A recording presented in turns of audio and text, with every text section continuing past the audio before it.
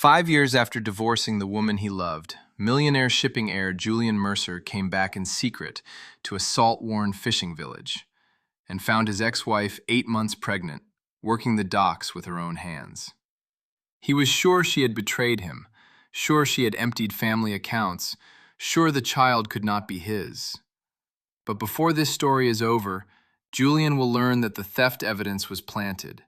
The medical verdict that broke his life was a lie, and the baby growing under Mara Hale's heart belongs to him. He came back like a man who had been wounded in the deepest place and had fed that wound for years. His black SUV stopped above the harbor just before sunrise, far from the boats, far from the cottages with peeling paint and rusted gutters. The engine clicked as it cooled.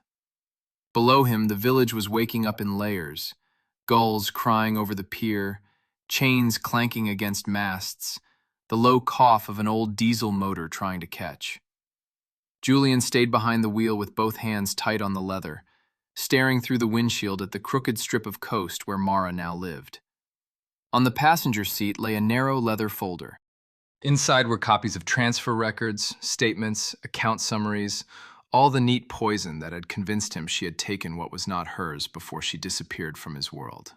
The worst thing was a sentence from 5 years earlier, spoken in a white office by a fertility specialist with gentle eyes and a hard voice. "You will never father a child naturally, Mr. Mercer." Julian had heard that sentence once, but it had never stopped echoing.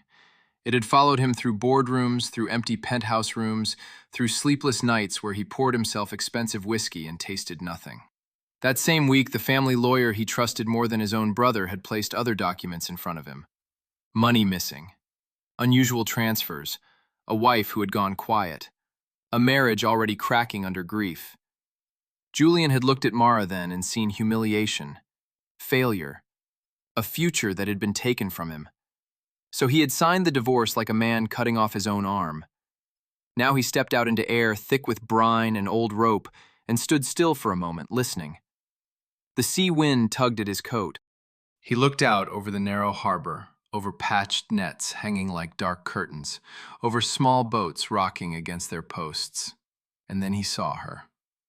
Mara was down on the lower dock beside a stack of crab pots, one hand gripping a rail, the other sorting a heap of torn netting across a wooden bench scarred by hooks and salt. She wore rubber boots, a wool sweater too big through the shoulders, and a faded waterproof apron tied low beneath the round, unmistakable weight of her belly. 8 months pregnant, maybe more, and still bent over working before dawn. Julian forgot to breathe. For one long second, the years between them vanished. He remembered her laughing in silk sheets. He remembered her barefoot in his city kitchen. He remembered the way she used to rest against him half asleep, trusting him with her whole body. Then the old bitterness surged back and turned all that softness cold. Pregnant. Pregnant, after the doctors had told him what they told him. Pregnant, after the accounts had been drained. Pregnant, while she lived down here among rough hands and bait buckets and men who hauled traps before daylight. His jaw tightened so hard it hurt. He told himself this was what he had expected. He told himself the sight should have settled everything. Instead, it did something far worse. It shook him. Because Mara did not look like a woman living well on stolen money. She looked tired, truly tired. Her face was thinner than he remembered. Her wrists looked delicate where the wet net slid over them. Twice she paused, pressing a palm into the small of her back before forcing herself to keep going. A boy from one of the boats offered to take the heavier basket from her, and she smiled, thanked him, and took the lighter one instead, too proud to stop working. Then an old woman from the cottages called out from the footpath above the pier, asking if Mara had any fish heads left for soup. Mara turned, lifted her voice over the wind, and said, "Take the whole bag, Mrs. Dorsey. I caught enough yesterday." Julian blinked. That was not how thieves lived. He should have walked down there then. He should have said her name. He should have demanded the truth, demanded the name of the child's father, demanded to know where the money had gone. But something stronger than anger held him still. He moved behind a line of stacked lobster crates, watching her from the shadows like a man afraid of what daylight might show him. And when Mara straightened again and turned slightly toward the water, he saw one more thing that stopped his heart colder than the wind ever could. On a chain at her throat, hidden half beneath her sweater, hung his mother's wedding ring, the one he had been told Mara sold during the divorce. If you want to stay with this story, subscribe now, because Julian had just seen the first crack in a lie that was about to tear his whole life open. That ring stayed in Julian's mind long after Mara disappeared from the dock. He did not drive back to the city. He did not even start the engine. He sat there above the harbor with the gulls wheeling and crying over the tide line, one hand still resting on the folder beside him, and felt something small and dangerous begin to move under the wreckage of his certainty. If she had sold nothing, if she had kept his mother's ring hidden against her skin all this time, then what else had he been told that was clean on paper and rotten in truth? By full morning, he had done something he would once have considered beneath him. He rented the narrow upstairs room above the chandlery under the name James Cole, paid cash, and took the key from a boy with fish scales on his sleeves. The room smelled of old pine boards, damp curtains, and the sea pushing through every crack in the window frame. From there, he could see the harbor, the footpath, the market shed, and the row of cottages leaning into the wind like tired old men. For the rest of the day, he watched her without being seen. Mara moved through that place as if she belonged to every rough plank and every knot in every rope.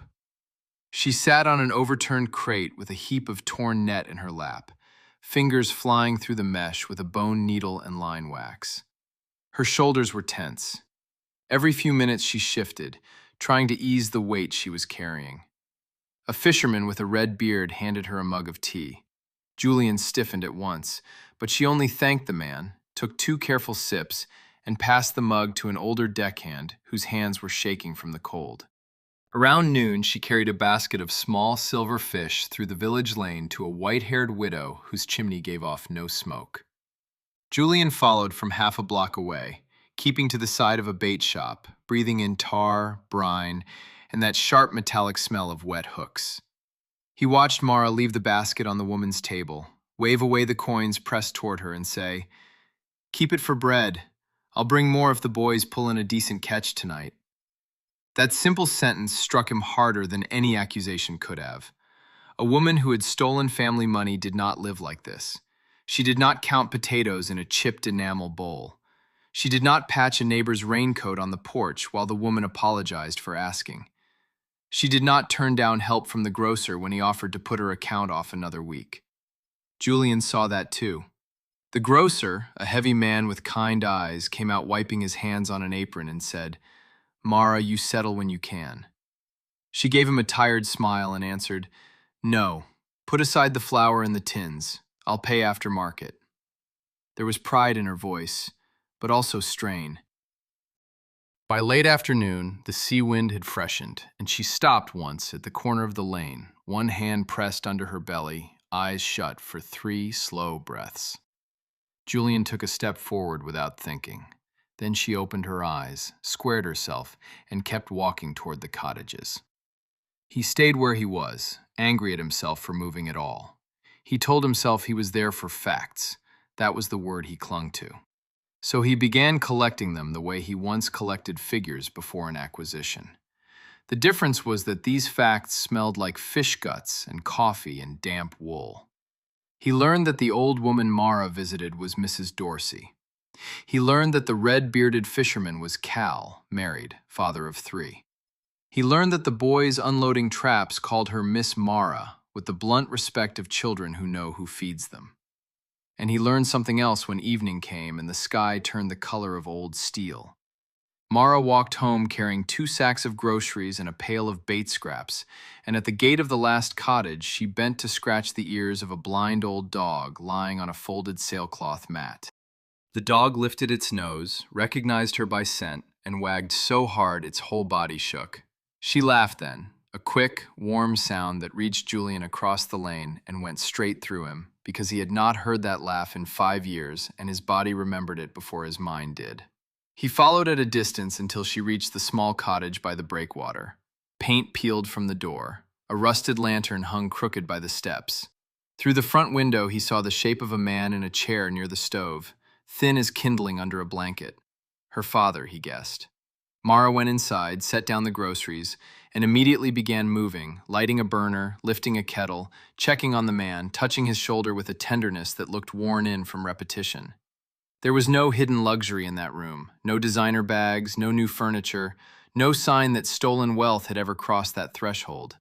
Only a narrow table, a medicine tray, boots by the door, and a half-finished cradle propped near the wall. Julian's throat tightened. Then a van rolled up from the harbor road and stopped outside the cottage. A man in a dark coat stepped out carrying a flat envelope. He did not look like he belonged there. Too polished, too dry, too careful with his shoes. Julian moved deeper into the shadows beside the fence and watched the stranger knock. Mayer opened the door, saw the envelope, and all the color drained from her face. She did not invite him in. She took it as if it might burn her. And when the man quietly said, "Miss Hale, this requires your immediate attention from Mr. Voss's office," Julian felt the blood leave his own face too. Julian did not step forward when he heard Gideon Voss's name. He stayed by the fence, half hidden behind a leaning stack of old buoys that smelled of salt and rubber, and watched Mara hold that envelope like it carried poison. The man from the lawyer's office kept his voice low, respectful on the surface, but there was something oily in the way he stood too close to her door, too certain she would bend if pressed hard enough. Mara did not. Even from the lane, Julian could see the change in her face. The tiredness vanished. What replaced it was sharper, older. She said, "I told Mr. Voss the answer already." The messenger tried again. "This is only to settle the last outstanding matter. It would be easier for everyone if you signed." Mara let out a short breath through her nose, looked down at the paper, then back at him. "Nothing about him has ever been easy for me." Her hand tightened over the envelope until the edge bent. "Tell your boss not to send strangers to my home after dark." The man gave a thin smile, the kind people wear when they want to seem polite while testing how frightened you are. "Miss Hale, you really should think of the child. That did it." Mara's chin lifted at once. "I do nothing else," she said. "That's why I won't sign a thing he sends." Before the messenger could answer, a coughing fit sounded from inside the cottage, rough and deep, followed by the scrape of a chair.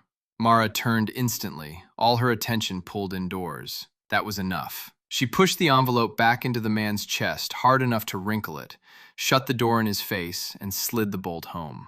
The sound carried cleanly through the evening air. The messenger stood there a moment, jaw tight, then tucked the damaged envelope under his arm and walked back to the van. As he passed the gate, Julian stepped farther into shadow, close enough to catch the man's cologne under the stronger smell of seaweed and bait. He watched the taillights disappear down the lane before moving. Even then, he did not knock. He crossed the narrow road and came up beside the side window where the curtain had failed to meet the frame by half an inch. Warm lamplight spilled through the gap. Inside, the room was smaller than he expected. Low ceiling, old pine floor, a coal stove ticking softly with heat. Mara was kneeling beside the man in the chair, one hand around a mug, the other rubbing his back until the coughing eased. Her father was thinner than Julian remembered, gray around the mouth, one side of his face drawn by illness. A blanket covered his knees. Beside him stood a walker with worn grips, a bottle of pills, and a saucer holding half a biscuit wrapped in paper, as if even crumbs mattered in that house. Julian's eyes kept moving, searching almost against his will for signs that the money had gone somewhere. There were none. No expensive electronics, no hidden comfort, no trace of the life she had once known with him. The curtains were mended by hand. One kitchen chair had a cracked rung tied with cord. A dish towel hung over the oven handle to dry. On the table sat 2 grocery sacks, a loaf of bread, onions, tin soup, and a notebook with columns written in Mara's neat hand. Budget notes, maybe. Market totals. Something careful. Something earned. Then she opened the lower cupboard and counted coins from a jam jar into her palm before setting 3 back, as if she could not spare even those. He felt heat rise in his throat, ugly and confusing. Mara helped her father sip from the mug. Then she stood slowly, bracing one hand at the base of her spine. She was 8 months pregnant and moving like a woman whose body no longer belonged only to her. Still, she crossed to the small table and began preparing supper with the quiet speed of habit. She sliced fish, peeled potatoes, dropped everything into a pot. Steam soon fogged the window, the room filled with the smell of broth, pepper, and onions softening in butter. Her father said something Julian could not hear. Mara answered without turning. "No, I'm not worried." She paused, then smiled sadly at her own lie. "All right, I'm worried. But I'm not signing that man's papers, and I'm not leaving." The old man spoke again, weaker this time. Mara set down the spoon and went to him. "Don't," she whispered. "Please don't ask me to call him. He made his choice." She swallowed hard. "I won't beg to be believed by someone who buried me years ago." The words hit Julian harder than any accusation she could have thrown in his face. He should have walked away then. He should have gone back to his room and thought. Instead, he stayed, rooted to the damp ground outside her window, listening to the kettle hiss and the sea thud against the rocks below the breakwater. Mara set supper on 2 chipped plates. She fed her father first. Then, while he ate slowly, she crossed to the far corner of the room and lowered herself into a chair beside a half-finished cradle. Her hand drifted over her belly in an absent protective circle. The gesture was so tender, so private, that Julian almost looked away. But then she reached to the shelf above the cradle and pulled down a small frame. She held it for a second, eyes lowered. And when she turned it toward the light, Julian saw exactly what was inside. It was not a new man's picture. It was not some village romance he had imagined in his bitterness. It was their wedding photograph, faded at the edges, propped right beside a grainy black and white ultrasound image. Mara pressed both against her chest, closed her eyes, and whispered something too soft for him to hear, just as the front doorknob began to turn from the outside. Julian froze where he stood, every muscle tightening at once. The doorknob rattled again, harder this time, and Mara was on her feet in an instant. She shoved the photograph and ultrasound back onto the shelf, crossed the room with one hand under her belly, and called out, "Who is it?" A woman's voice answered from the porch. "It's Leah. Open up before I lose this whole box in the wind." The tension in Mara's shoulders dropped a little. She lifted the bolt, and a gust of cold sea air came in with a young woman carrying a crate against her hip. Leah looked like Mara around the eyes, only stronger in the shoulders and quicker in movement. Cousin, maybe. Sister by affection, if not blood. She kicked the door shut behind her with a boot heel and said, "I brought the bait needles you asked for, and Mrs. Dorsey sent back the dish. Empty, of course." Then she stopped, took one look at Mara's face, and lowered her voice. "He sent another one, didn't he?" Mara did not answer right away. She took the crate, set it on the table, and glanced toward her father to make sure he was settled. "Yes," she said at last, this time with a sweeter voice and the same threat. Leah let out a bitter laugh. That man could wrap a knife in velvet and call it mercy. Julian stayed close to the wall under the window, heart beating hard enough that he could feel it in his throat. He had known Gideon Voss as polished, calm, almost fatherly in the old days. Hearing these women speak his name like something rancid made the night feel suddenly colder. Inside, Leah pulled off her damp coat and moved to the stove as if she had done it 100 times. "Did you open it?" she asked. Mara shook her head. "No, I'm tired of reading the same lie in different envelopes." Those words took Julian somewhere he did not want to go. Back to the office with the white orchids. Back to the gray afternoon when Gideon had closed the door, lowered his voice, and laid out the transfers one by one across a glass desk. Julian could still see his own hand on the papers. Still hear Gideon saying, "I wish there were another explanation." And before that, the doctor's verdict, clean and final, so humiliating Julian could barely keep his face still. He remembered coming home broken and ashamed, finding Mara trying to speak to him, trying to touch his arm, and pulling away because every kindness felt like pity. In the years since, he had turned those moments over until they hardened into certainty. But tonight, with the smell of soup and coal smoke drifting through the cracked window, the memory no longer sat right inside him. Too much of it now seemed arranged, too convenient, too perfectly timed. Inside the cottage, Mara lowered herself back into the chair near the cradle and rubbed a hand over her forehead. Leah set a cup of tea in front of her and crouched beside her knees. "You can't keep doing all this alone," she said softly. "You're exhausted. You were swaying on the pier this morning." Mara gave a tired half smile. "I was fine." Leah snorted. "You were not fine. You're 8 months pregnant. Your feet are swollen, you hardly sleep, and you're feeding half this village on scraps." Mara's smile disappeared. "People helped Dad when he first got sick, I remember." Leah touched the back of her hand. "That doesn't mean you have to break yourself in two." For a second, Mara looked very young, nothing like the steady dock woman Julian had watched all day. "I only need a few more weeks," she whispered. "If the baby comes healthy and Dad keeps improving, I can manage everything else." Julian stared at the side of her face, stunned by the plainness of that hope. Leah's eyes moved to the shelf above the cradle. "You still keep those there?" Mara followed her gaze. The silence before her answer was longer than it should have been. "Some things don't stop being true just because people bury them," she said. Leah leaned back on her heels. "Then why haven't you told him?" Mara let out a shaky breath and looked toward the dark window, so close to where Julian stood that he nearly stepped away. "Because he made his decision with both hands," she said. "And because if I showed up at his door after all these years carrying this child, he'd think I came for money or mercy. I won't beg for either." Her voice roughened at the end, but she held it together. "What matters now is the baby. That's all."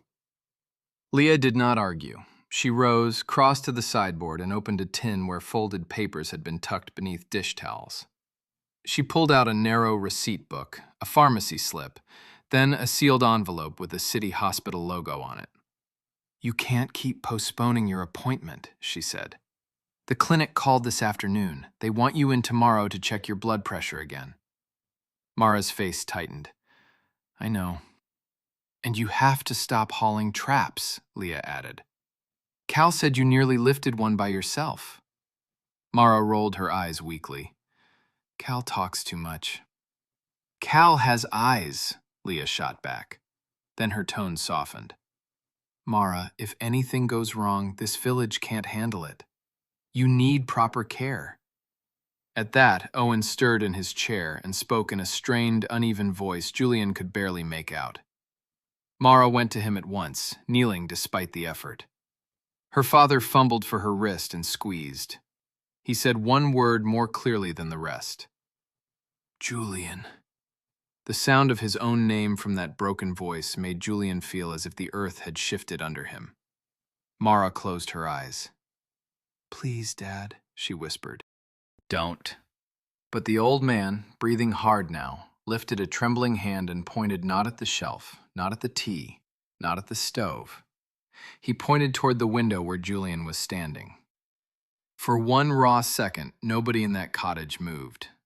Julian dropped low beneath the window so fast his shoulder scraped the siding.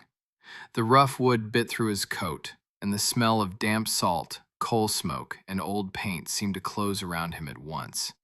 Inside, he heard Mara rise too quickly. A chair leg dragged. Leah said, "What is it?" Owen tried to speak again, but the words came out broken and breathy.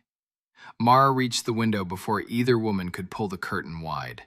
Julian saw the hem of it twitch above him. Then her voice came, tight and controlled. "There's no one there." She stayed still another beat, listening to the wind press spray against the glass. "Dad's tired, that's all." Julian did not move until he heard the curtain fall back into place. He walked away from the cottage only when the lane had emptied and the tide had begun to turn. Back in his rented room above the chandlery, he stood at the sink with both hands braced on the chipped porcelain and stared at his own reflection in the dark window. He looked wrong here. Too clean, too expensive. Even with his coat damp and his shoes salted white at the edges, he still looked like a man from another world. Below him, someone laughed outside the bait shop. A gull hammered at a fish crate. Somewhere farther down the harbor, a chain slapped metal in the wind. Ordinary sounds. Honest sounds. And yet, inside Julian's head, everything had become uncertain. Mara had kept the ring. She had kept their wedding photo. She had kept an ultrasound beside it. She was refusing Gideon's papers with more fear than greed. None of that fit the woman he had spent 5 years hating. He pulled the old folder toward him and spread the papers across the narrow bed. The transfer records that had once looked so final now seemed colder, thinner. He went through them line by line, hearing Gideon's old voice in memory. These withdrawals were timed, Julian. These private reserve movements happened while your household was in transition. I wish I had better news. He had swallowed every word because he was already shattered from the doctor's verdict. Shame had made him easy to lead. Tonight, for the first time, he forced himself to stop reading like an injured husband and start reading like the businessman he used to be. He checked dates, cross-checked timestamps, compared authorizations. At first, his eyes burned with fatigue and anger. Then he frowned. One of the largest transfers listed under Mara's supposed access had been made on the same afternoon as his mother's memorial service. Julian remembered that day clearly because Mara had stood beside him through every awful minute of it. She had taken condolences from people who barely looked at her. She had held his hand in the chapel when he thought he might come apart. There had been photographs, guests, staff, even a driver's log from the car that took them home afterward. She could not have been in 2 places at once, logging into a private family account from another branch office at the exact time this document claimed. He sat down slowly on the edge of the bed. The mattress springs groaned beneath him. A pulse started beating behind his eyes. Then why had he never noticed? Because he had not wanted to notice. Because grief and humiliation had turned him into the easiest kind of fool. The kind who thinks pain is proof. Julian looked again. A second page gave him a smaller shock. One routing code on the statement was outdated, a format his company had stopped using months before the transfer date. That sort of thing would never have escaped him in a merger file. Never. Yet when it touched Mara's name, he had accepted it like scripture. He cursed under his breath and shoved a hand through his hair. Gideon Voss had been his father's closest advisor for years. He had drawn up trusts, settlements, acquisitions, maritime claims. He had been in the Mercer home during holidays. He had stood near the coffin at Julian's mother's funeral. And if these pages were wrong, if even 2 details were wrong, then the whole case against Mara might have been built like rotten scaffolding. He needed someone who knew the truth of that village better than papers did. By dawn, he was downstairs, coat buttoned high against the sharp morning air, walking the harbor before the market bell rang. The sky was pale silver. Nets dripped from rails. Men with red hands from the cold lifted crates and cursed at stubborn knots. Mara was nowhere in sight yet, and Julian felt a strange mix of relief and disappointment at that. He headed instead for the far end of the pier where an older man in a navy cap was coiling rope beside a shack with faded letters over the door. Harbor Office. The man's beard was white and clipped short, his back bent but sturdy. When Julian asked for a room at the public moorings as cover, the old man looked him up and down with the flat, weathered stare of someone who had watched too many tides to be impressed by money. "You're not from here," he said. "No," Julian answered. "That much is plain." The old man spat into the water and kept coiling rope. "Name's Pete Rowan. If you want a mooring, I can help. If you want gossip, buy coffee first." Julian almost smiled despite himself. He bought 2 cups from the stall at the top of the ramp, bitter and scalding, and handed one over. Pete accepted it with a grunt and warmed his hands on the tin. For a while they said nothing. They watched the harbor wake. Finally, Julian nodded toward the lane by the breakwater. "The woman in the gray cottage, Mara Hale. How long has she been here?" Pete took his time before answering. "Long enough to earn her keep." "That wasn't what I asked." No, Pete said, but it's what matters. The older man sipped his coffee and kept his eyes on the water. Julian waited.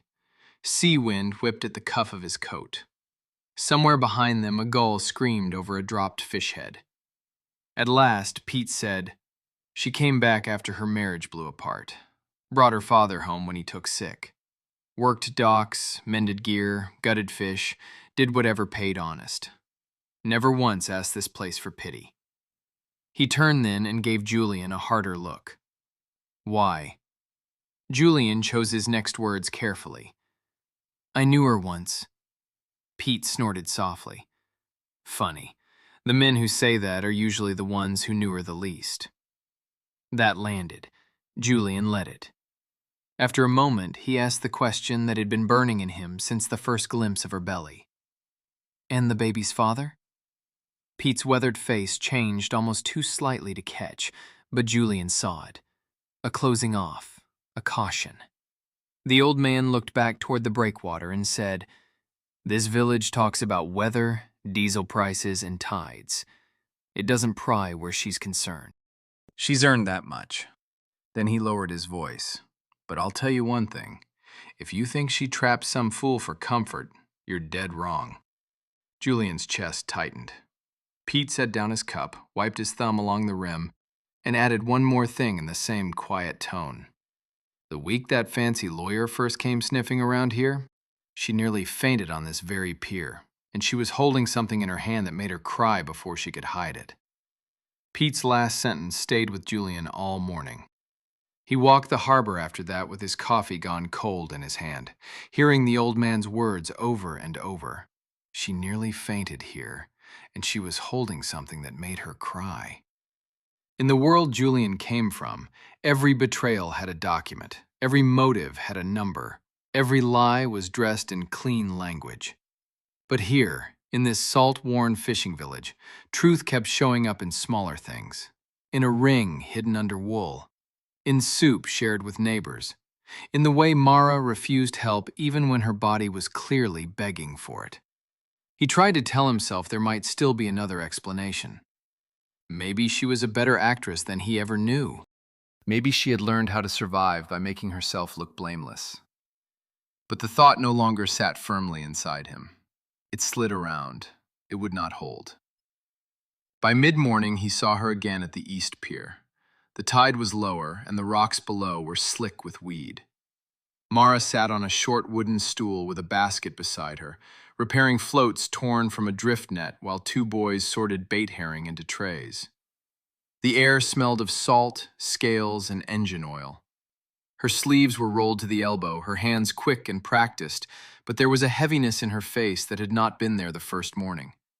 She looked like she had barely slept. Once, when one of the boys reached for the heavier tray, she stopped him and said, "No, keep your gloves dry, I've got it." The tray was too much for her. Julian could see that from 20 feet away. She lifted anyway, set it down with a small catch in her breath, then smiled as if nothing had happened. One of the boys muttered, "Miss Mara, you need to sit."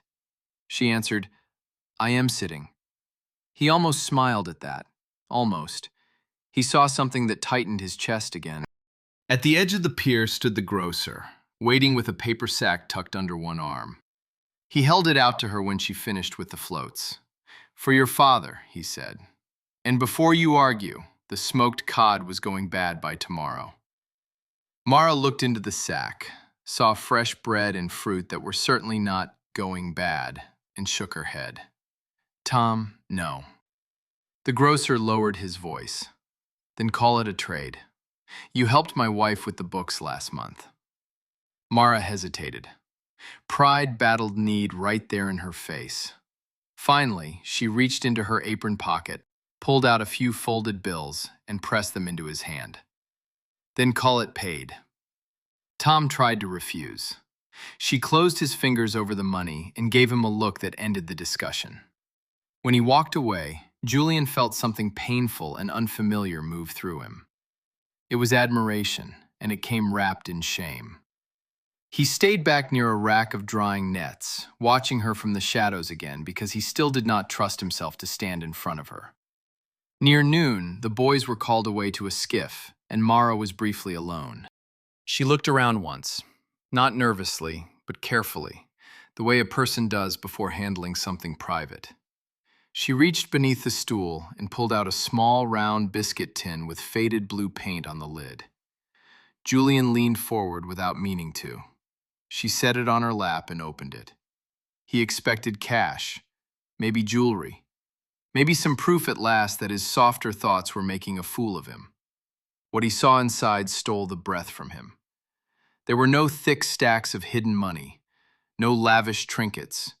On top lay a bundle of receipts tied with string, a pharmacy slip, and a little velvet pouch rubbed nearly smooth with age. Mara opened the pouch carefully, as if her fingers knew every fold of it. She tipped the contents into her palm. Gold cufflinks. Julian knew them instantly. They had belonged to his grandfather. One carried a tiny nick on the edge where it had once hit a marble floor during a Christmas dinner years ago. The pair had vanished after the divorce. One more item Gideon had quietly listed among assets removed from the marital residence. Julian had believed she sold them. That was what he had been told. Sold, along with the ring and a few other pieces too sentimental to have real market value. Yet here they were, wrapped and protected, in a dented biscuit tin beside medicine receipts and fish money. Mara stared at them for several seconds, and the whole harbor seemed to fade around her. The gulls still cried overhead. Men still shouted from the boats. Ropes still slapped wood in the wind. But she was somewhere else for that moment. She touched one cufflink with her thumb, swallowed hard, then tucked the pouch back beneath the receipts. Her face had gone pale. Pete's clue came back with a terrible sharpness, holding something that made her cry. Julian took one slow step closer, then stopped when Mara pulled another paper from the tin. It was folded in thirds, worn white along the creases from being opened too many times. At the top, just before she turned it in her lap, he caught a glimpse of a logo printed in dark blue. He knew that logo. It belonged to the private fertility clinic where a specialist had once told him he would never be a father. Julian felt the dock tilt under him, though the tide below was calm. For a second, he thought he had imagined the clinic logo. Thought grief, guilt, and 5 years of bitterness were finally twisting together into something feverish. But Mara kept that paper in her hands with the care people reserve for holy things and old wounds. She did not glance at it. She held it like something that had once torn her open and still had the power to do it again. Then one of the boys came running back down the pier with a coil of line over his shoulder, and she folded the paper fast, slid it beneath the receipts, and shut the tin. The moment was gone. The harbor noise rushed back in all at once. Boots on planks, gulls fighting over offal, a motor sputtering to life. Julian stood there with the smell of fish and cold iron around him, and knew one thing with terrible clarity. He could not stay ignorant anymore. But he still did not go to her. Instead, he did what men like Julian Mercer always did when the ground gave way under them. He started hunting for proof. Real proof, not memory, not instinct, not the bruised ache in his chest every time he saw her press a hand to her belly. By late afternoon, he was in his rented room again, phone in hand, blinds half drawn against the pale light off the water. He called the private fertility clinic from a number no one there would recognize. The woman who answered sounded brisk, careful, professional. Julian asked for archived records. She gave him policy. He asked for administrative review. She gave him privacy language so polished it sounded rehearsed. When he spoke his name, there was a pause. A small one, but enough. "Mr. Mercer," she said, quieter now, "I'm afraid I can't discuss historic reproductive files over the phone." Julian kept his voice level. "Then tell me whether my former wife contacted your office after the divorce." Another pause. "Sir, I can't." He almost snapped then. Instead, he lowered his tone and said, "Someone used your clinic to break my marriage. If there was irregular handling of my records, I need to know." The woman inhaled softly, not agreement, not denial. Then she said, You would need to file a formal records challenge through council. Council. That word hit like a slap, because council meant Gideon. Julian ended the call and stared at the dead screen while sea wind rattled the loose pane in his room. He could already feel the trap in it. If Gideon had shaped the medical verdict the way he had shaped the banking story, then any official request through the usual channels would run straight back into the same hands. He rose, restless, and crossed to the window. Below, the village had softened into evening. Nets hung dark and wet from hooks. Smoke rose from cottage chimneys in thin blue threads. A man washed scales from a cutting board with a bucket of seawater.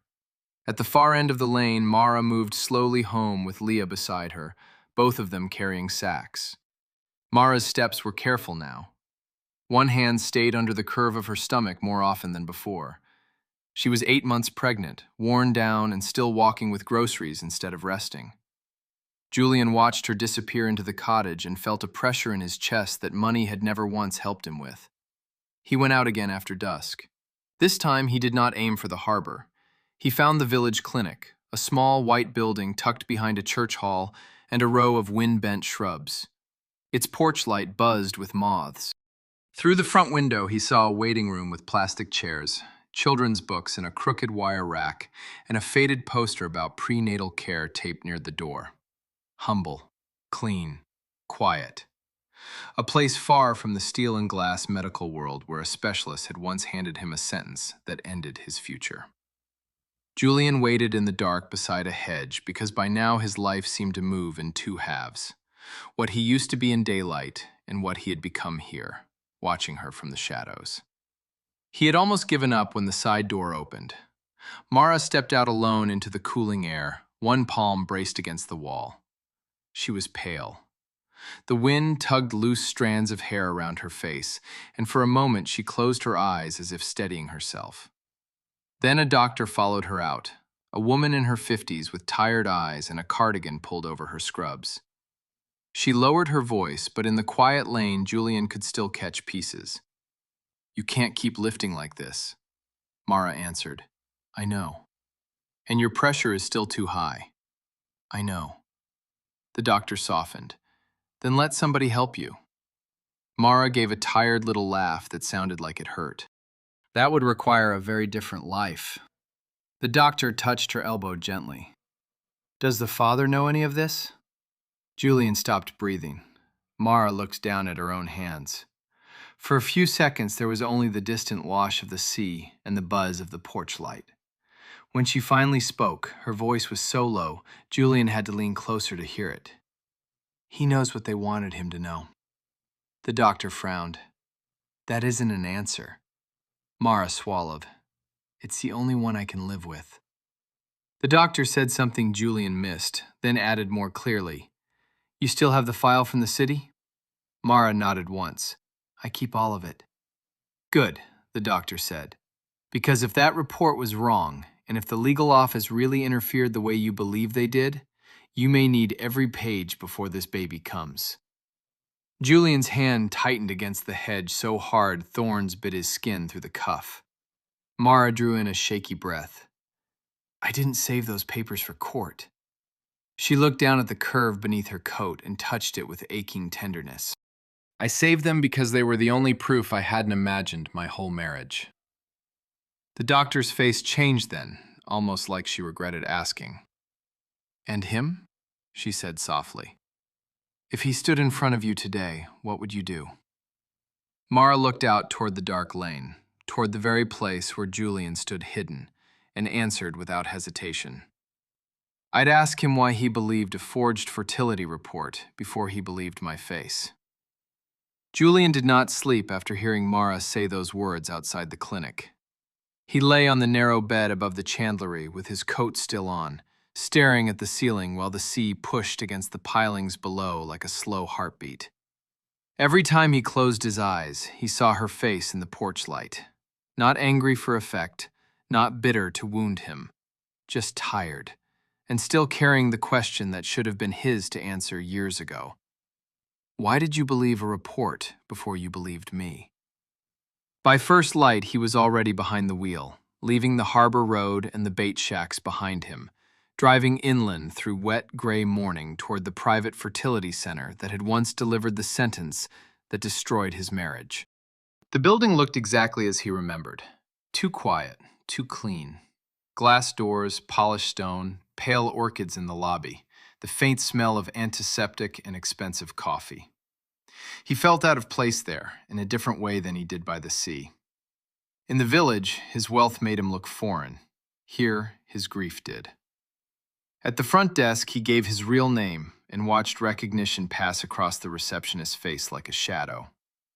He asked for archive review.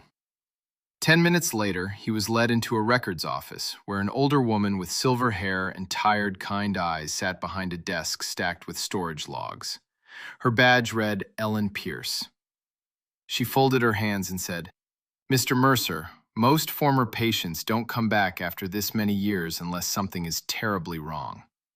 Julian held her gaze. "Something was terribly wrong 5 years ago.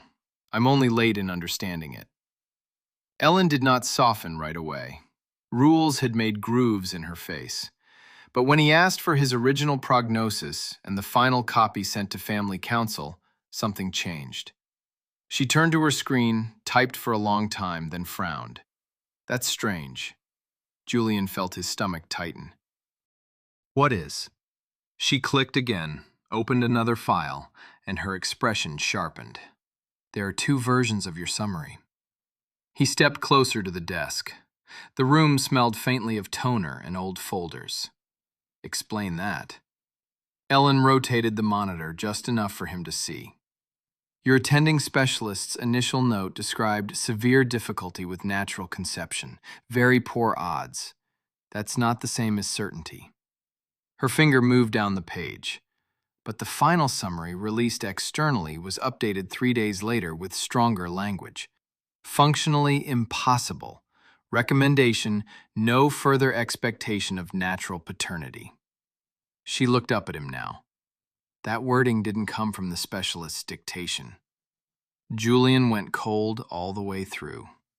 He heard himself ask very quietly, "Who changed it?" Ellen hesitated. "I can't make a formal accusation from a screen note." Then she turned the monitor another inch. There, in a tiny administrative field Julian would once have overlooked, sat an entry line stamped with an outside liaison review. The name attached was not Gideon Voss directly, but the legal services arm of his firm. Julian stared at it until the letters blurred. "He touched my medical file," he said.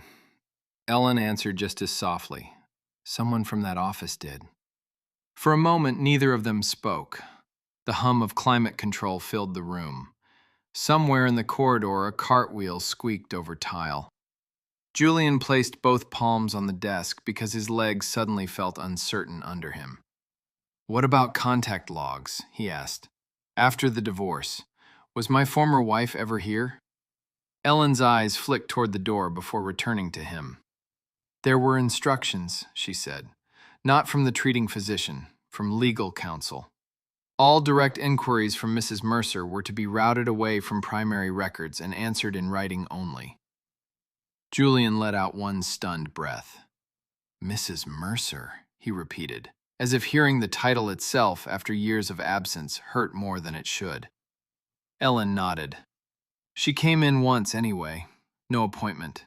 She waited almost 3 hours because she refused to leave." That image struck him with brutal force. Mara, proud, exhausted, refusing to be sent away. "What did she want?" Julian asked. Ellen leaned back slowly. "Clarity." She said the official wording made no sense against what she remembered from treatment meetings.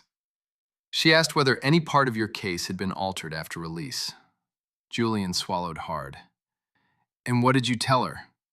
Ellen's face changed then, something like pity, but sharpened by professional shame. "I told her I was not allowed to discuss it in the lobby." She paused. "But I also told her one other thing." Julian's heartbeat thudded so hard he could hear it in his ears. Ellen opened a lower drawer, took out a paper logbook older than the digital system, and laid it between them. There had been one storage discrepancy from your file, she said. One retained unit that was never processed under the destruction order because it had been separated earlier for review. Julian stared at her. The room seemed to narrow around that sentence. Are you telling me? He could not finish it. Ellen held his gaze and said, I'm telling you your former wife left this clinic that day with tears on her face, and for the first time since her divorce, she asked to speak to a doctor off the record. She slid the logbook 1 inch closer.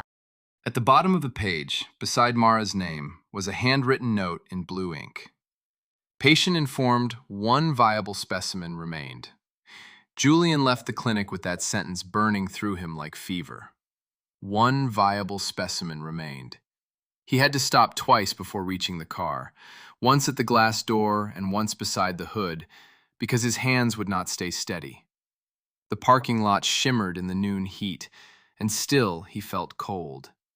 5 years of grief, rage, humiliation, and silence had just shifted under his feet. Mara had not been chasing money. She had not vanished into some selfish second life. She had gone back to that clinic after the divorce, alone, and found one last chance where he had believed there was none. He sat behind the wheel but did not start the engine. His forehead touched the leather rim for a moment, and he shut his eyes. If that baby by the sea had come from that one surviving piece of their old hope, then everything changed. Not just the marriage, not just the money, everything. But Julian Mercer had been lied to before, and now he needed the whole truth. So he traversed. Ellen was still in records when he returned, and this time he did not waste words. I need to know whether that specimen was used. She watched him for a long second, measuring how far she could go without losing her job. Then she rose, closed the office door, and took out a storage ledger older than the digital system. The pages smelled faintly of dust and copier ink. Her finger traced a line, then stopped. I cannot discuss procedure in full, she said, but I can tell you the unit was no longer in storage after your former wife's follow-up consultation. Julian heard his own voice as if it belonged to someone else. Meaning? Ellen met his eyes. Meaning it was lawfully released to medical care. His chest tightened so fast he had to grip the edge of the chair. Lawfully, he repeated. By whose authority? Ellen hesitated only once. By a physician who reviewed the discrepancy and by the patient who was still legally your spouse at the time. Julian sat back hard. The room seemed to tilt, then steady again. Mara had not stolen something from him. She had carried something of theirs out of a building that had almost erased it.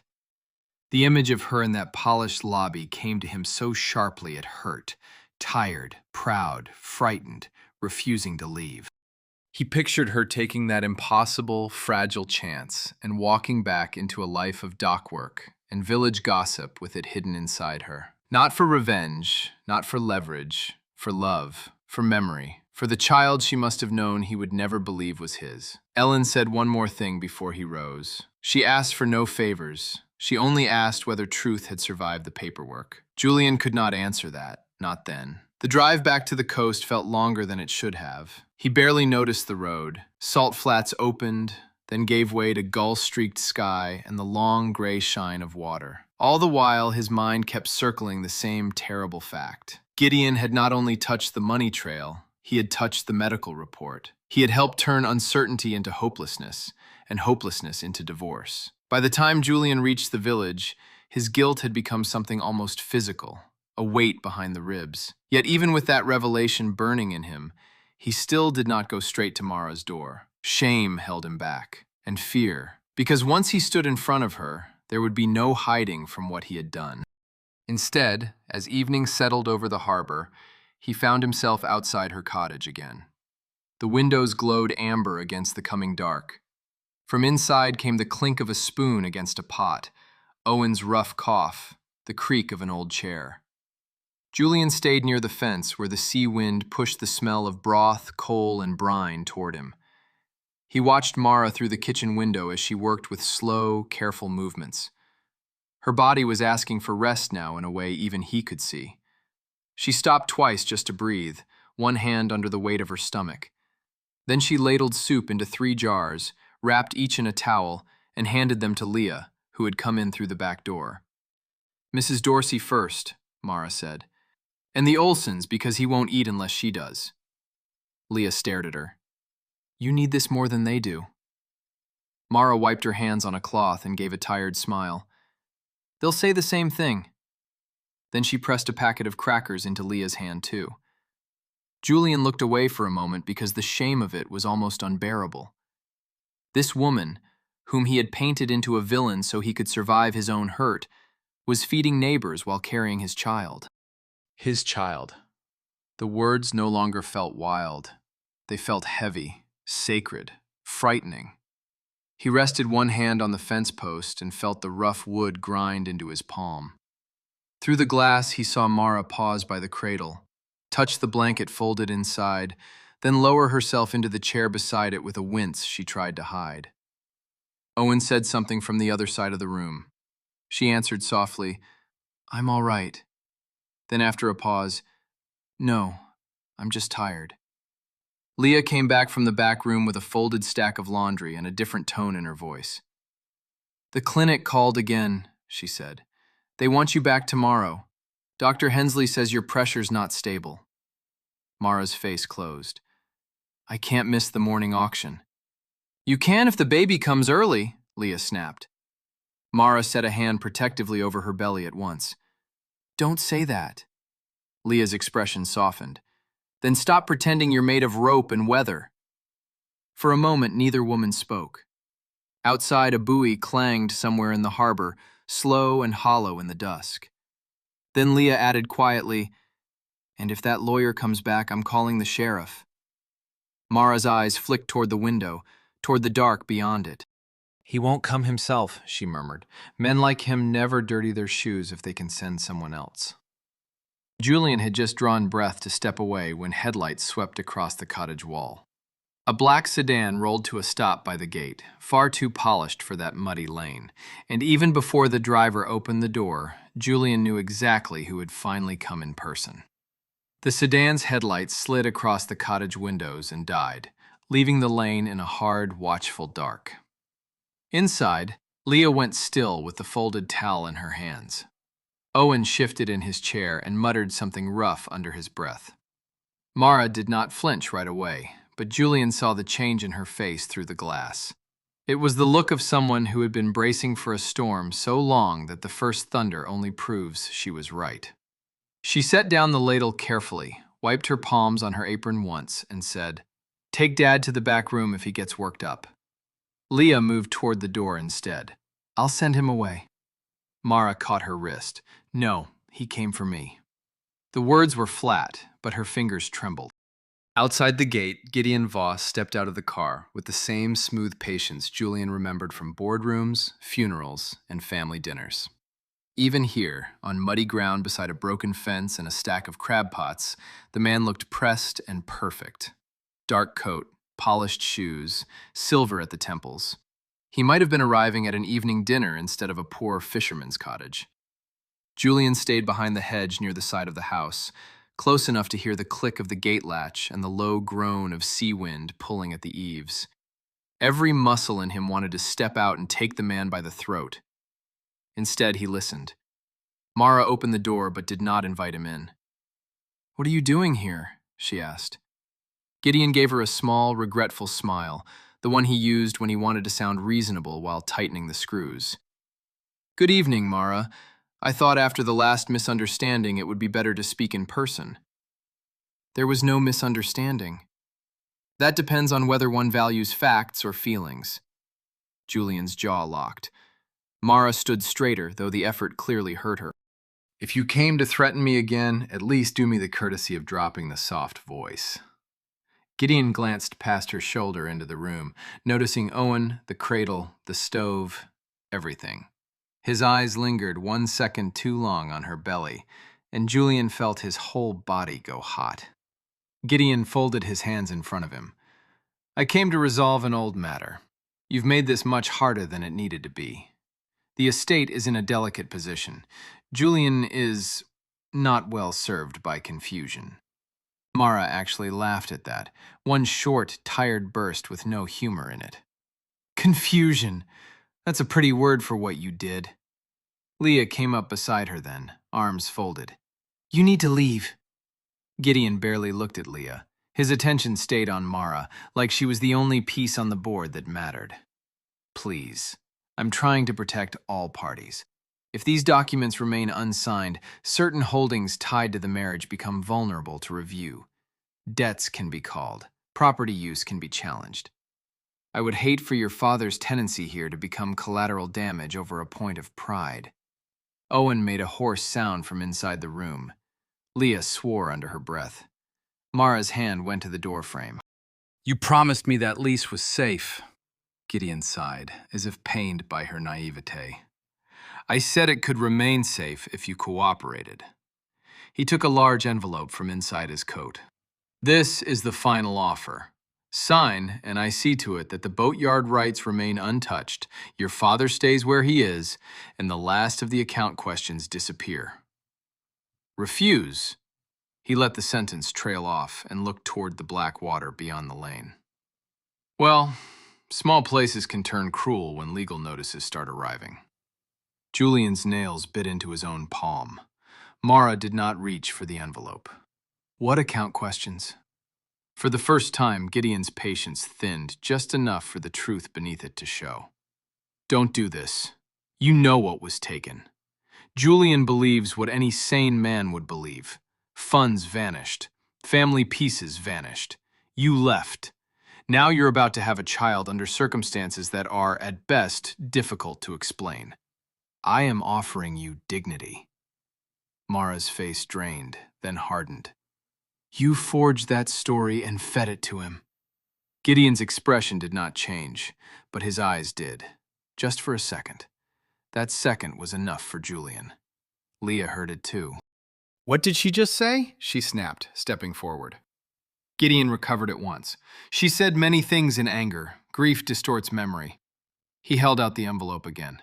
Read it. Sleep on it. I'll return in the morning. No, Mara said. He blinked. Excuse me?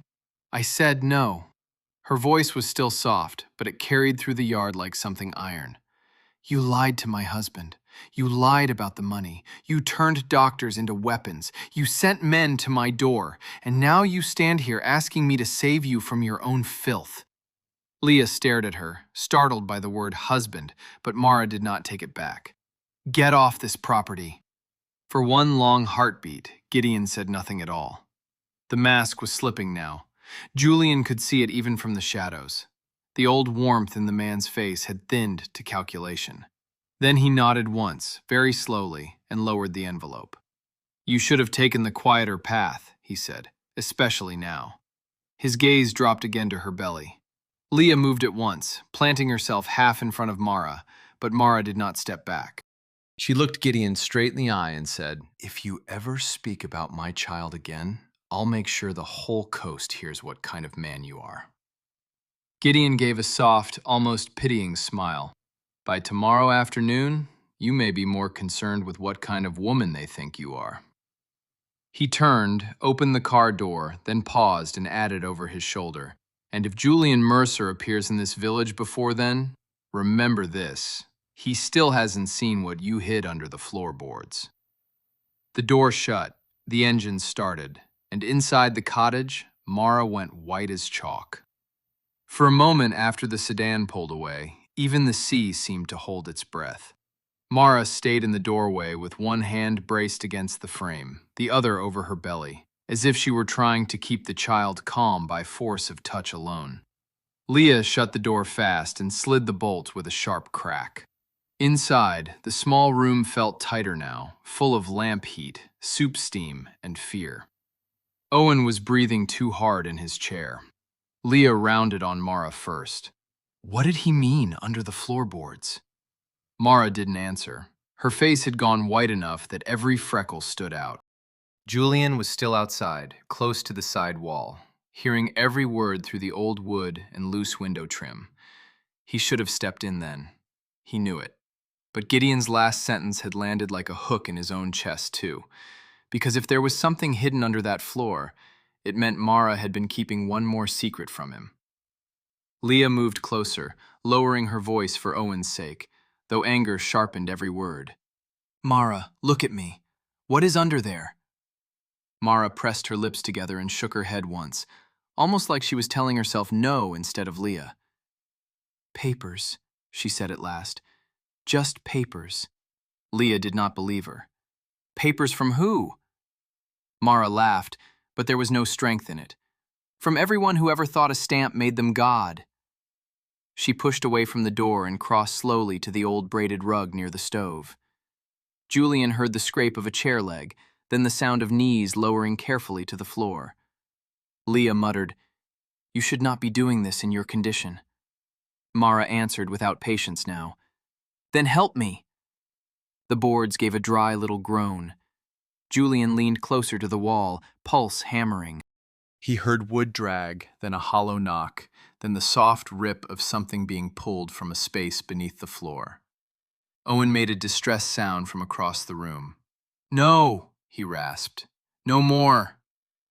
Mara's voice softened instantly for her father. "It's all right. I'm not letting him corner us tomorrow." A second later, Leah inhaled sharply. "Mara." There was surprise in her voice now, maybe shock. "You kept all of this?" Mara gave a tired answer. "Every letter, every notice, every account copy he sent, every clinic page I could get. If I hadn't, I'd start believing I invented half of it." Julian closed his eyes for one beat. Not jewelry, papers. Proof. Inside, pages rustled. Mara and Leah spoke more quietly for a minute, too low for him to make out everything. But certain words came clear enough. Transfer statements. Boatyard lease. Medical release. Then Leah again, sharper than before. "These aren't just copies. Some of these numbers don't even match." That made Julian open his eyes at once. He heard Mara move, maybe sitting back on her heels. "I know." "Then why didn't you send them to a judge?" Leah asked. "Because I had no money for a judge, no lawyer who wasn't tied to him, and no husband who would listen to me over a man in a tailored suit." The room fell silent after that. Even Leah had nothing for a second. Owen broke it with another strained cough. Mara went to him immediately. The floor creaked, the chair shifted, and Julian pictured her kneeling beside her father again, all instinct and care. Leah gathered the papers, but not neatly. He could hear the nervous speed in it. "This is bad," she said. "If Gideon knows you still have these, he came tonight to scare you into handing them over before morning." Mara answered, "Yes." "And if he thinks Julian is here?" "He doesn't know that," Mara cut in too quickly. Leah said nothing for a moment, then asked in a different voice, "Do you?" Julian felt heat rise up the back of his neck, though he was alone in the dark. Mara did not answer that one right away. When she finally spoke, her tone was low and strange, almost as if she were embarrassed by her own honesty. "Twice now I've had the feeling someone was standing just outside the light." Leah let out a breath. "That's fear, not a ghost." "Maybe," Mara said. "Or maybe some part of me remembers him before the lawyers and the shame, before everything turned to paper." Julian put a hand against the siding to steady himself. Sea wind moved past the cottage carrying salt and kelp and the faint diesel smell from the harbor. Inside, Mara was remembering him, the man before that, the one he had killed with his own distrust. Then Leah said the one thing he had not prepared himself to hear. "If Julian Mercer walked through that door tonight and begged, would you tell him the baby is his?" Julian went perfectly still. He did not hear the sea after that. He did not hear the stove or Owen's breathing or the gulls somewhere down by the black water. He heard only the pause. A long one. So long it seemed to gather all 5 lost years into itself. Then Mara answered very quietly, "I don't know." Leah started to speak, but Mara kept going. "Because if I told him and saw doubt in his face again, I think something in me would die for good." Her voice cracked on the last word. I can survive hard work. I can survive people talking. I can survive doing this alone. But not that. Not twice. Julian lowered his head. He had come here to catch a liar. Now he was listening to the woman he had abandoned confess that his disbelief had become the wound she feared most in the world. Inside, Leah crossed the room again. He could hear the softness in her voice now. Then what do we do? Papers shifted. Motts drew one out. Tomorrow morning, before he comes back, I take these to the clinic and then to the county office. If anything happens, at least the truth won't die in this house. Leah asked, "Can you even make that trip?" Mara answered, "I have to." There was a beat, then a tiny sound Julian had never heard before and knew at once. A baby's hard kick from inside the womb, strong enough that Mara sucked in a breath and let out a broken little laugh. And then she said it, half to herself, half to the child. "All right, love. I know. Your father's late." That one soft sentence from inside the cottage followed Julian all the way to dawn. Your father's late. He did not go back to sleep after hearing it. He sat in the dark room above the chandlery while gulls began crying over the first boats and the sky turned from black to iron gray. The truth was living flesh. The child Mara carried was his. The woman he had condemned had been carrying the full weight of his blindness. By sunrise, the old habits of hesitation were gone. Shame was still there, sharp as broken shell under bare feet, but something stronger had finally risen above it. He washed, changed his shirt, and drove down toward the auction sheds where the village gathered each morning around bins of fish and shouted prices.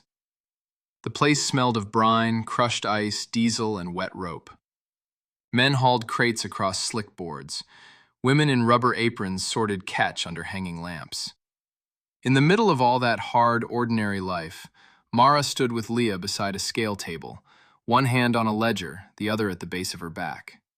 Julian stopped 10 steps away. For one breath, he simply looked at her. She looked more tired than the night before. There were shadows under her eyes, and the sea wind kept pressing her sweater against the full curve of her body, leaving no room for denial. She turned to answer a buyer, and that was when she saw him. Everything in her face changed at once. First shock, then recognition so deep it seemed to empty the color from her lips. Then the wall came down. Leah followed her gaze, saw Julian, and stiffened. Around them, the auction noise went on for another few seconds before people began noticing that something had shifted in the air. "Leah," Mara said quietly, without taking her eyes off him. "Take the book." Leah did not move. "Mara, take it." Leah obeyed, but not before giving Julian a look that promised him no mercy if he made this worse. He stepped closer. Water splashed under his shoes. A fishmonger dragged a crate behind him and then thought better of crossing between them. "Mara," Julian said. Her name caught in his throat because he had said it 1,000 times in memory and never once aloud like this. "We need to talk." She let out one short breath through her nose. 5 years late, aren't you?" Her voice carried. Julian glanced at the men nearby, the stacked boxes, the gull feathers blowing across the planks. "Not here." She gave him a look so cold it almost made him step back. "You don't get to choose the room anymore." He accepted that. He had earned worse. "I know about the report," he said. Something flickered in her eyes, but only for a second. "Which one? The bank lies or the medical lies?" Julian swallowed. "Both." Mara stared at him, as if measuring whether cruelty or hope would hurt more. "And what exactly do you know, Julian?" There it was, his name in her mouth after 5 years. Not warm, not soft. Still enough to break something in him. He answered honestly, because anything else would be filth now. "I know Gideon's office interfered with the clinic files. I know the wording I was given was changed. I know he touched the account records too." Mara's jaw tightened. "So now that another office has told you, it becomes real. That landed exactly where it should. Julian did not defend himself. Yes, he said quietly, and that is my shame. She looked away from him then, out toward the water where two boys were unloading herring under a whining pulley. When she spoke again, her voice had dropped lower, which somehow made it cut deeper. Do you have any idea what it cost me to stop believing I'd imagined my own marriage? Julian took another step, but carefully, like approaching an injured animal he had once loved and then abandoned. Mara, please, I know I failed you. She laughed, and several heads turned. Failed me? You believed papers over my face. You watched me drown and called it evidence. The words came quicker now, years of silence cracking open in public. Do you know what it is to walk into shops where people think you stole from your husband? To hold your father up by yourself? To carry your child and pray every month that no one from your old life comes to tear away whatever is left? The last word hit him hardest. Your child. No, their child. Julian's voice went rough. He's mine, isn't he? The question stopped everything between them. Even Mara's anger faltered for one naked second. She looked at him, truly looked at him. It was fear, raw and old. Fear of seeing the same disbelief twice. You don't get to ask me that like you're entitled to the answer, she said. Not after the way you left me. Julian nodded once. You're right. His throat tightened so badly he had to force the next words out. But I am asking anyway. Because I know now, and I should have known long ago, and if there is even 1 ounce of mercy left in you. His voice broke. He did not care who heard it. Tell me if that baby is ours. Mara's fingers curled around the edge of the scale table until her knuckles whitened. The shed had gone strangely quiet around them, all those hard-working people pretending not to listen and failing. Leah stood 3 paces away, tense as wire. Mara opened her mouth, closed it, and then pressed one hand suddenly to the front of her belly. The look on her face changed so fast, Julian felt his own blood go cold. Pain. Not a faint ache, not tiredness. Real pain. Sharp enough to steal her breath. She bent forward slightly, the ledger slipping from beneath her other hand and falling into a puddle at her feet. Leah lunged toward her. Julian was there a heartbeat later. Mara tried to steady herself, but another wave hit, and she gasped, grabbing the front of his coat without meaning to. Her eyes flew up to his, wide now, frightened despite all her anger. And when she whispered his name this time, it was because she was afraid something had just gone terribly wrong. The whole auction shed snapped into motion around that single frightened whisper. Leah was at Mara's side in an instant, but Julian caught her before her knees gave way on the wet boards. Her hand clutched the front of his coat so hard the fabric twisted under his fingers. The contact hit him like a blow from the past. He remembered that hand in his on crowded sidewalks, at his chest in sleep, at the back of his neck when she kissed him without warning. But this was different. This was need stripped bare by pain. Breathe, he said, the words coming out rough and low. Mara, look at me. Just breathe. She did look at him then, and whatever she saw in his face made her hold on a second longer before she tried to pull away. Another wave rolled through her body. He felt it in the way she stiffened against him. Leah pressed a palm to Mara's shoulder. Was that a contraction? Mara gave the smallest shake of her head. I don't know. Her voice trembled. It was sharp. It's gone now, I think. Around them, the auction had almost stopped completely. Men who had spent their lives knee-deep in fish and weather shifted uneasily, suddenly useless in the face of a woman's pain. Julian did not let go until he was sure she could stand. When he loosened his grip, Mara swayed and caught herself on the scale table, breathing through her nose, furious with her own body for betraying her in front of him. Don't, she said, not looking up. Don't touch me like you still have the right. The words were meant to cut, and they did. He took them without flinching. Fine, he said quietly. Then let me help without pretending anything. Leah shot him a suspicious glance. She needs the clinic. I know where it is, Julian answered. My car's closer than anyone else's truck. Mara laughed once, bitter and exhausted. Of course it is. Another little silence fell. The air smelled of cold salt, blood from the fish bins, and engine smoke drifting in from the harbor mouth. A gull screamed overhead. Mara pressed her hand harder against her belly and closed her eyes for a second. When she opened them again, fear had slipped through the cracks in her anger.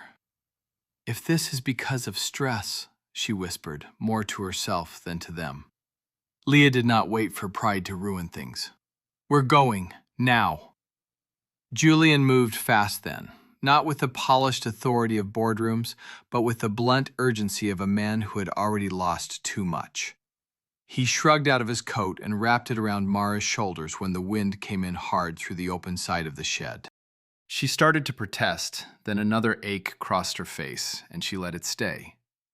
Leah scooped up the fallen ledger, barked at one of the boys to tell Owen she was taking Mara to the clinic, and followed close behind as Julian guided Mara toward the lane. Her pace was slow, careful, every few steps broken by a pause.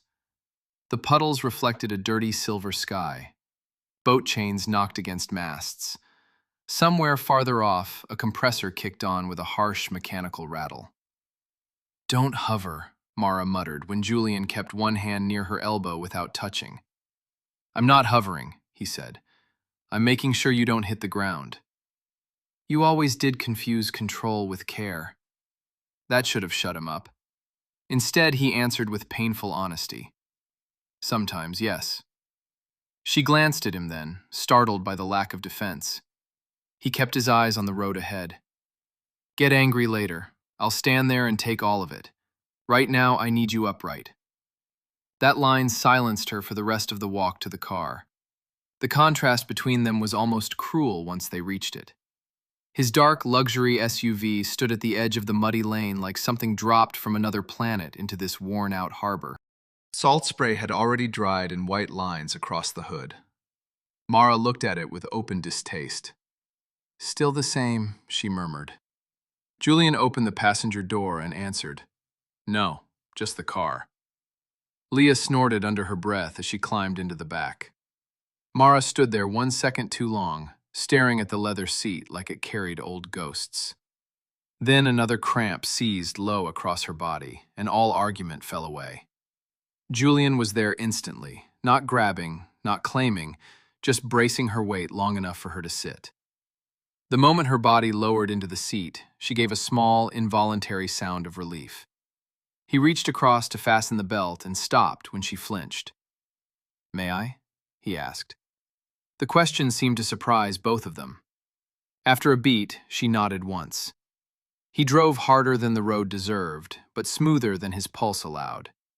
Leah leaned between the seats twice to ask if the pain was coming back. Mara answered in fragments. Not like before, just tight. No, wait. Her hand stayed over her belly the whole time, thumb moving in slow circles as if soothing the child inside. Julian gripped the wheel and kept his eyes on the narrow coast road, though every instinct dragged his attention toward her. Sea wind buffeted the car. Spray burst now and then over the rocks below. You heard him last night, didn't you? Mara asked suddenly, still looking out the window.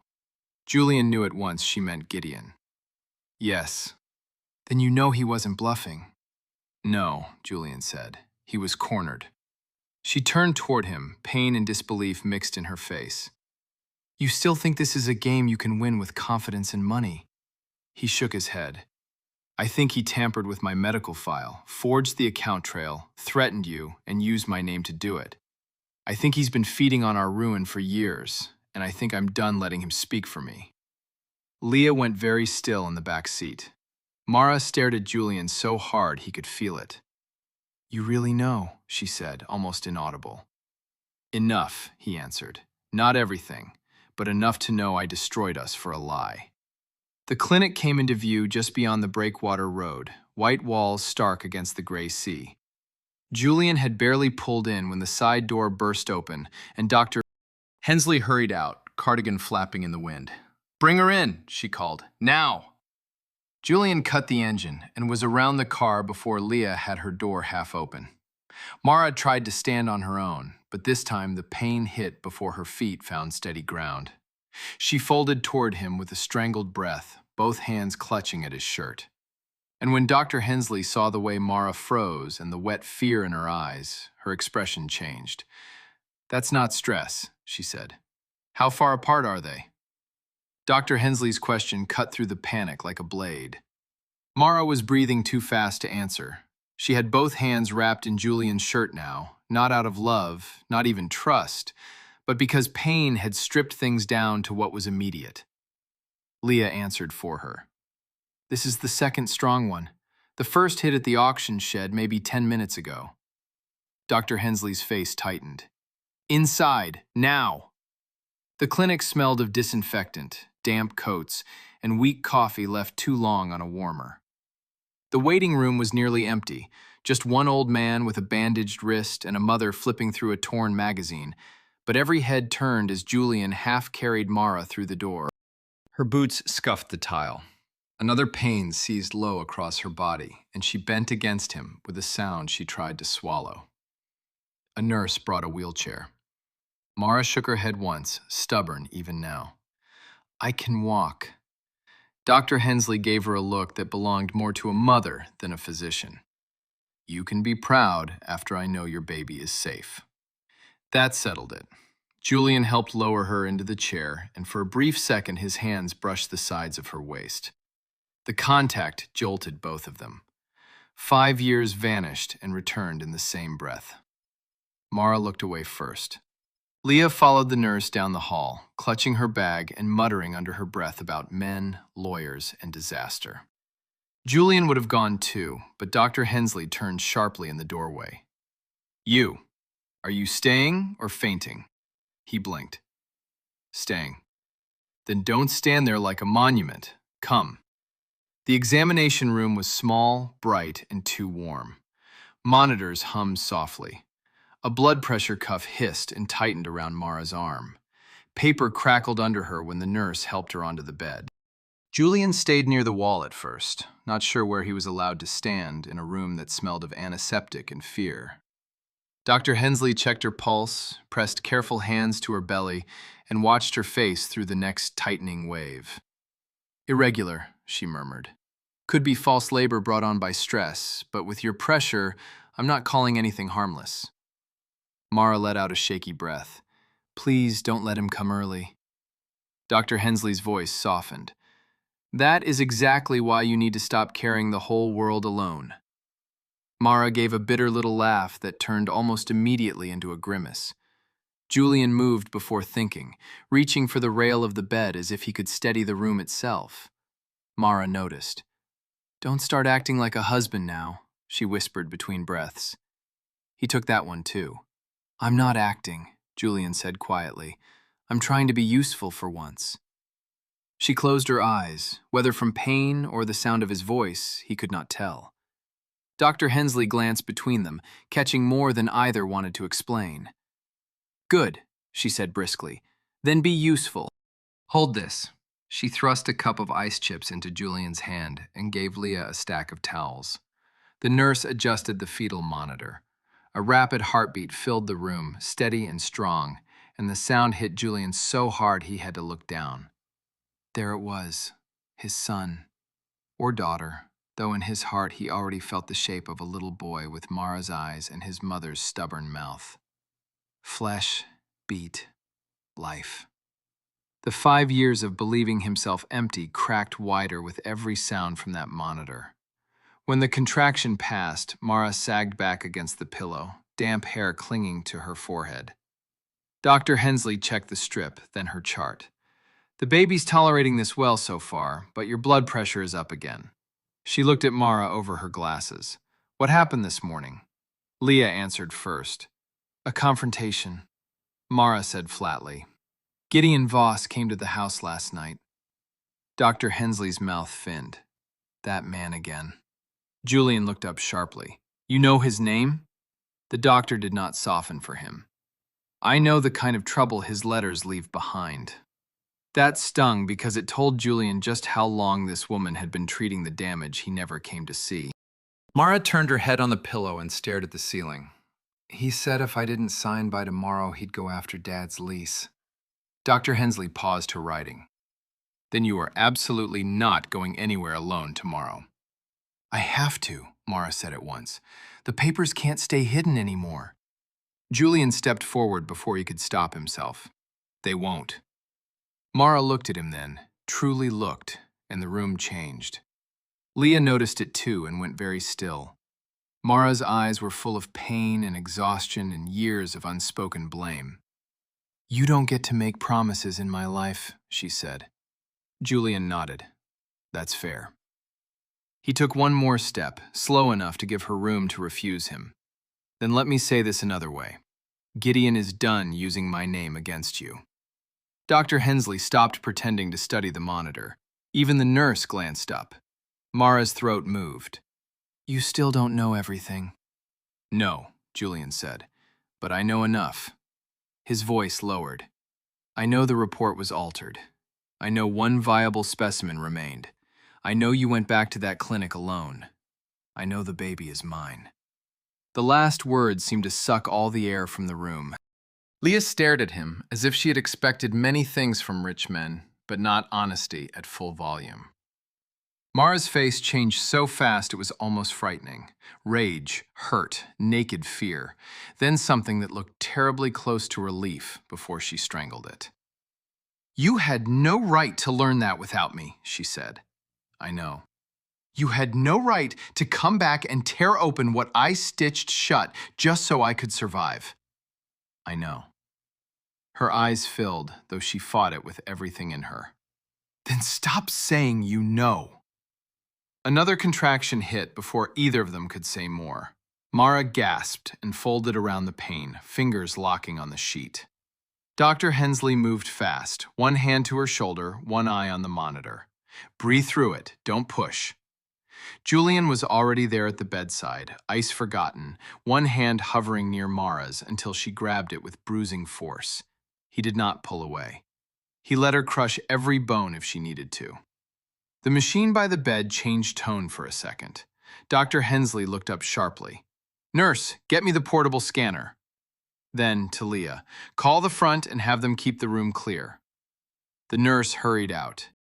The heartbeat on the monitor raced, then steadied, then raced again. And Dr. Hensley, eyes fixed on the strip, said the one thing no one in that room was ready to hear. If these contractions don't stop soon, she may not be leaving this clinic still pregnant. The room changed after Dr. Hensley said that. Until then, fear had still left a little space for denial. After that, every sound in the clinic seemed sharper. The cuff tightening around Mara's arm, the printer spitting out another strip of numbers, the nurse's shoes squeaking once across the floor before she caught herself and slowed down. Mara lay back against the pillow with one hand over her stomach and the other still locked around Julian's. She seemed to realize she was holding him only when the pain eased. Her fingers loosened at once, but she did not fully let go. Leah noticed. So did Dr. Hensley. Nobody said a word about it. The portable scanner arrived, and the doctor moved quickly. Turn the screen toward me, she told the nurse. Gel, cold and slick, touched Mara's skin. She flinched. Julian stood by her shoulder now because distance had become impossible. He watched Dr. Hensley search the grainy image with eyes trained by years and worry. The room smelled faintly of sanitizer and that clean, sharp scent of medical gel. Outside the half-closed blinds, sea wind pressed rain against the glass in fine little bursts. Heartbeat strong, the doctor murmured. Movement is good. Julian let out a breath he had not known he was holding. Mara's eyes filled at once, though she blinked the tears back angrily. Then make this stop, she whispered. I'm trying, Dr. Hensley said. She checked the image again, then the monitor strip. Your body is agitated, but I don't think we're in active labor yet. Not if I can settle these contractions down. Leah sagged against the wall in relief. Julian didn't. Not completely. He had already learned what happens when men mistake partial safety for a miracle. Mara turned her face away from everyone for a second, but not before Julian saw the fear there. For the baby. That tore at him more than any accusation she had given him that morning. He bent closer without touching her. "He's all right," he said softly. Mara's lashes lifted. "You don't get to call him that yet." The words should have frozen him out. Instead, they cracked under the strain of her voice. She sounded tired, hurt, not cruel. Julian nodded once. "Then the baby is all right," Dr. Hensley, busy adjusting the monitor, said without looking up. "If you two are going to bleed old history all over my exam room, at least do it quietly while I keep this child inside where he belongs." Leah almost laughed from pure nerves. Mara covered her eyes with one hand. Julian actually did let out the ghost of a breath that might have become a laugh in another life. Then the doctor straightened. "I'm giving you something mild to help calm the uterus," she said. "And you're staying here under observation for several hours, maybe longer." Mara pushed herself up on one elbow immediately. "No." Dr. Hensley folded her arms. "That wasn't a suggestion. My father is alone. Leah can go back." Leah nodded at once. "I can." Mara kept going as if she hadn't heard. "And the papers." The doctor cut her off. "If those papers matter, they'll still matter at sunset. If this baby comes too soon because you refuse to lie still for half a day, nothing else will matter at all." Silence fell hard after that. Mara's jaw worked. She hated surrender. Julian could see it in the line of her throat, in the way she looked toward the door, as if escape were still an option. It wasn't. Not this time. "I'll go to the cottage," Julian said. 3 heads turned toward him at once. Leah looked suspicious. Dr. Hensley looked practical. Mara looked furious. "Absolutely not!" The words came fast and sharp. "You are not walking into my house while I'm trapped here." Julian accepted the blow and stayed steady. "Then send Leah." "I am sending Leah," Mara snapped. "Good," he said, "and I'll go with her." "No." Her hand tightened in the blanket now instead of his shirt. "You don't get to protect me by taking over." He leaned forward just enough for her to see his face clearly. "This is not about taking over. Gideon knows you kept records. He knows where you live. He may send someone before morning." That landed because it was true, and everyone in the room knew it. Mara's anger faltered for a heartbeat. Dr. Hensley stepped in at once. "He's right about one thing. If there are documents you need safe, don't leave them in that cottage tonight." Leah pushed off the wall. "I'll go now." Mara looked between them both, cornered by necessity and hating every second of it. "There's a loose board under the rug by the stove," she said at last, the words dragged out of her like wire. "Brown packet, blue folder, medical file in a canvas envelope." Her eyes cut to Julian. "You touch nothing else." His chest tightened at the fact that she was trusting him with even that much. "All right." "And you do not read a single page unless I say so."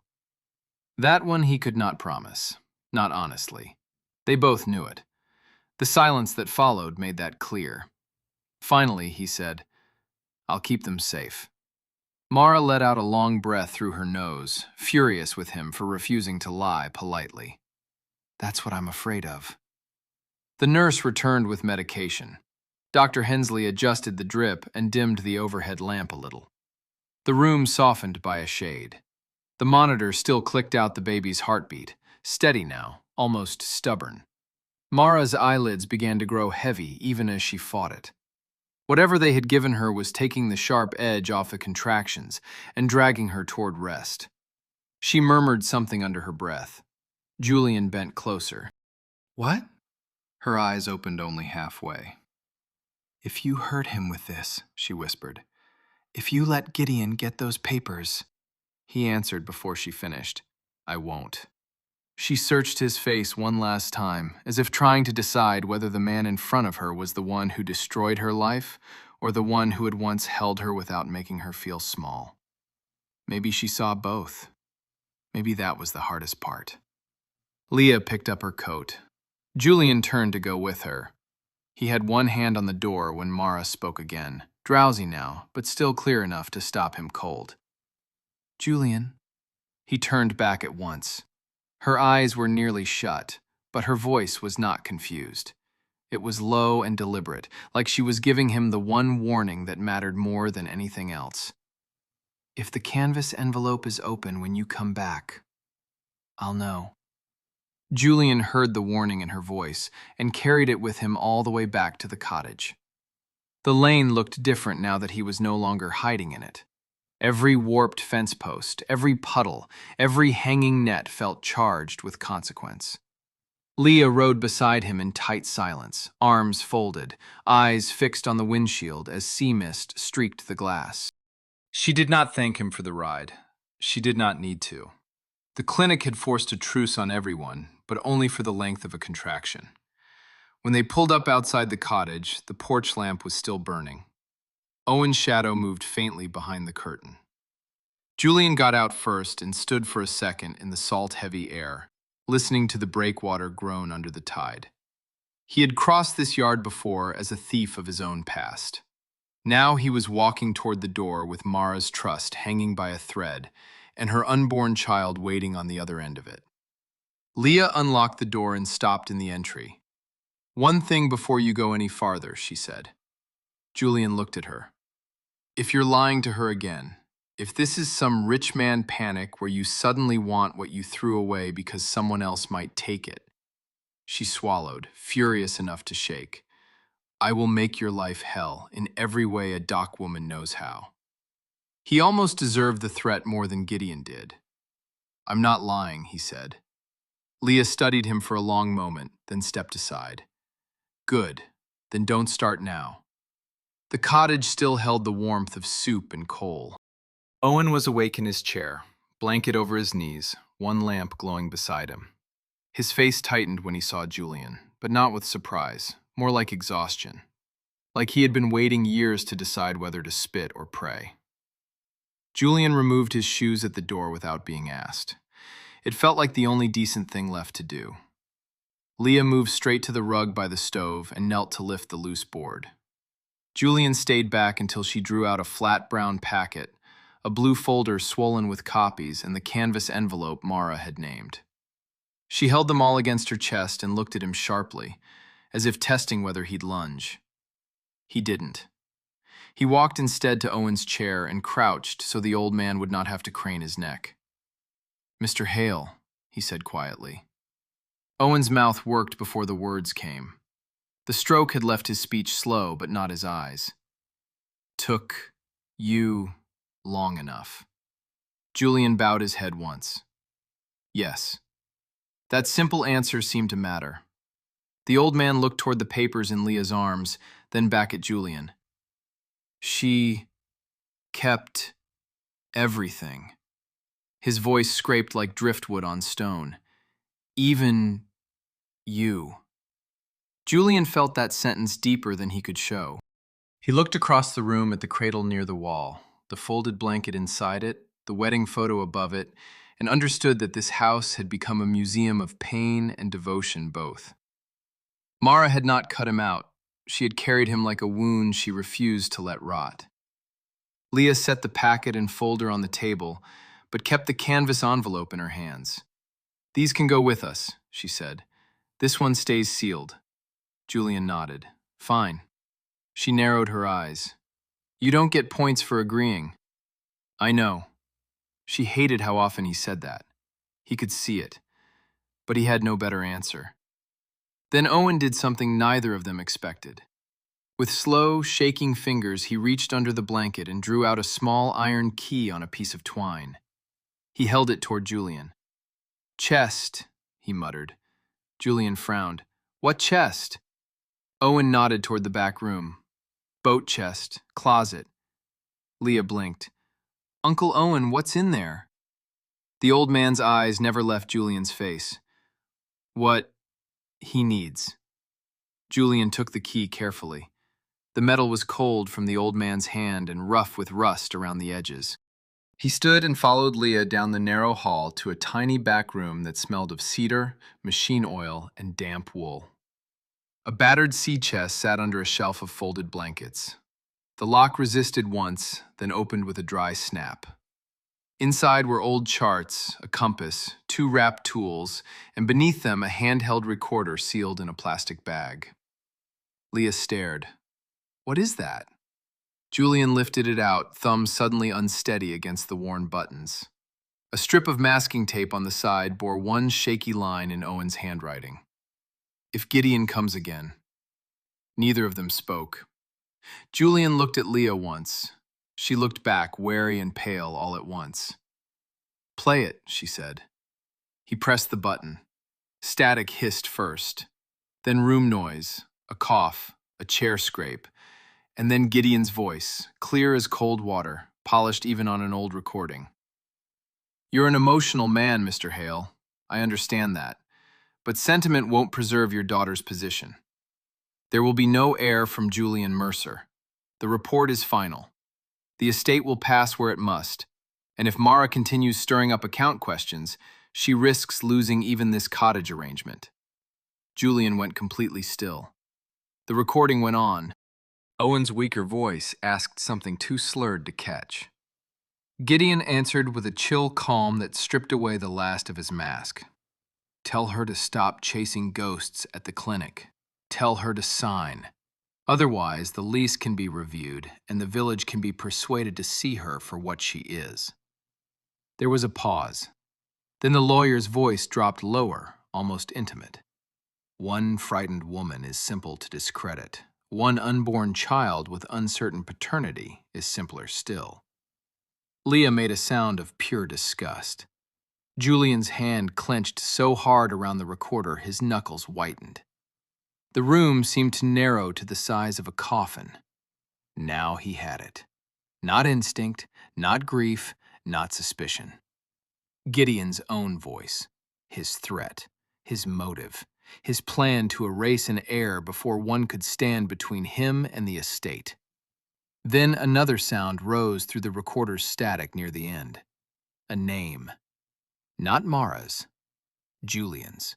Spoken by Gideon in a tone Julian had never heard before. And right after it, one sentence that turned the whole betrayal into something even worse. Julian pressed the recorder closer to his ear as the old static hissed and Gideon's voice turned colder. Julian is easier to move than he thinks, the lawyer said on the tape, each word smooth and sure of itself. Break a man in the right place, and he'll sign anything that feels like dignity. Leah went rigid beside the sea chest. Owen, out in the main room, coughed once, as if he already knew what the next sentence would cost. Then Gideon gave it to them. Tell your daughter this clearly. Once Mercer believes he can never produce an heir, the estate reorganizes itself in time.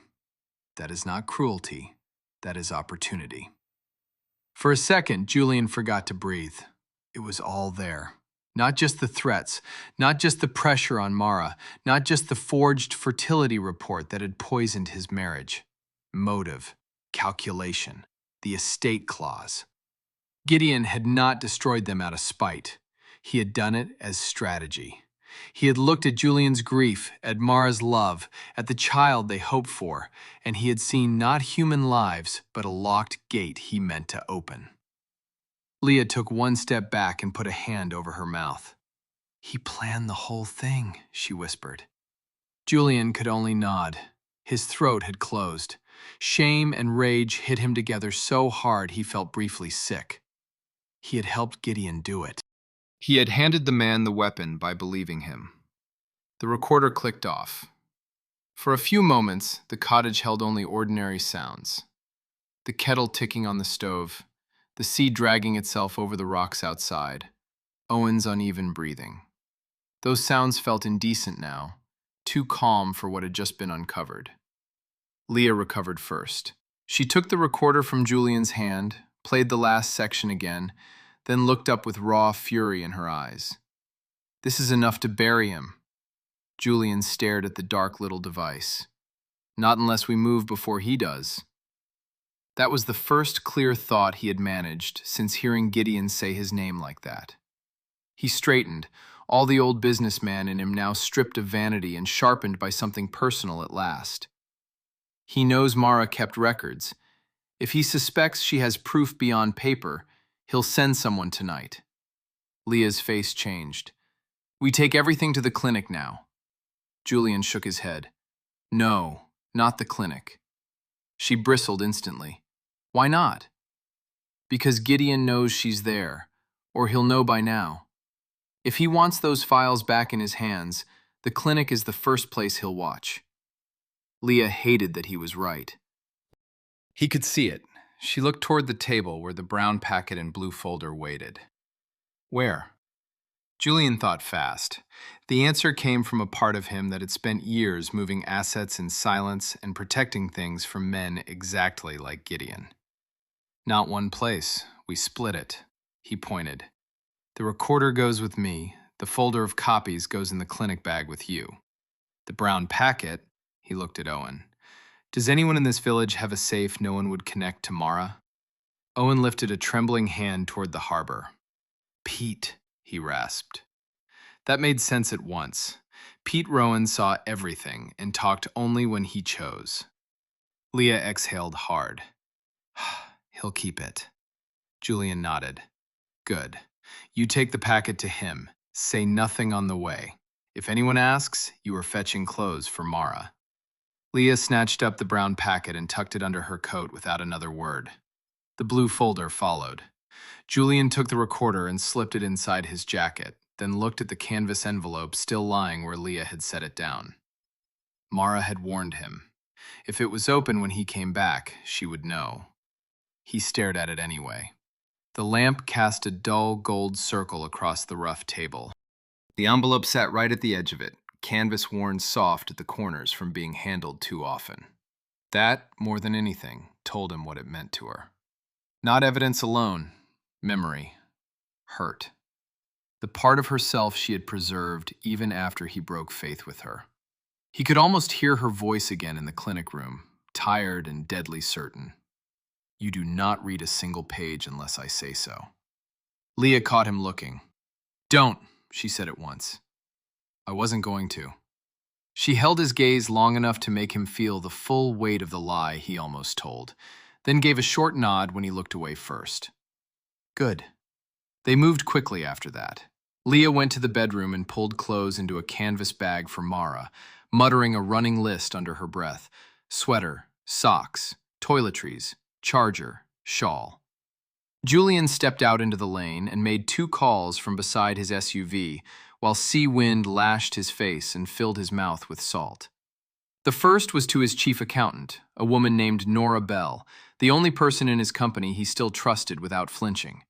She answered on the second ring. Julian? Listen carefully, he said. I need every transfer tied to Gideon Voss's private channels traced tonight. No assistance, no board copies, no internal memo trail. Only you. Her voice sharpened at once. What happened? He looked back at the cottage window, where Leah's shadow crossed the curtain. The wrong man nearly stole my family. Silence. Then, I'm on it.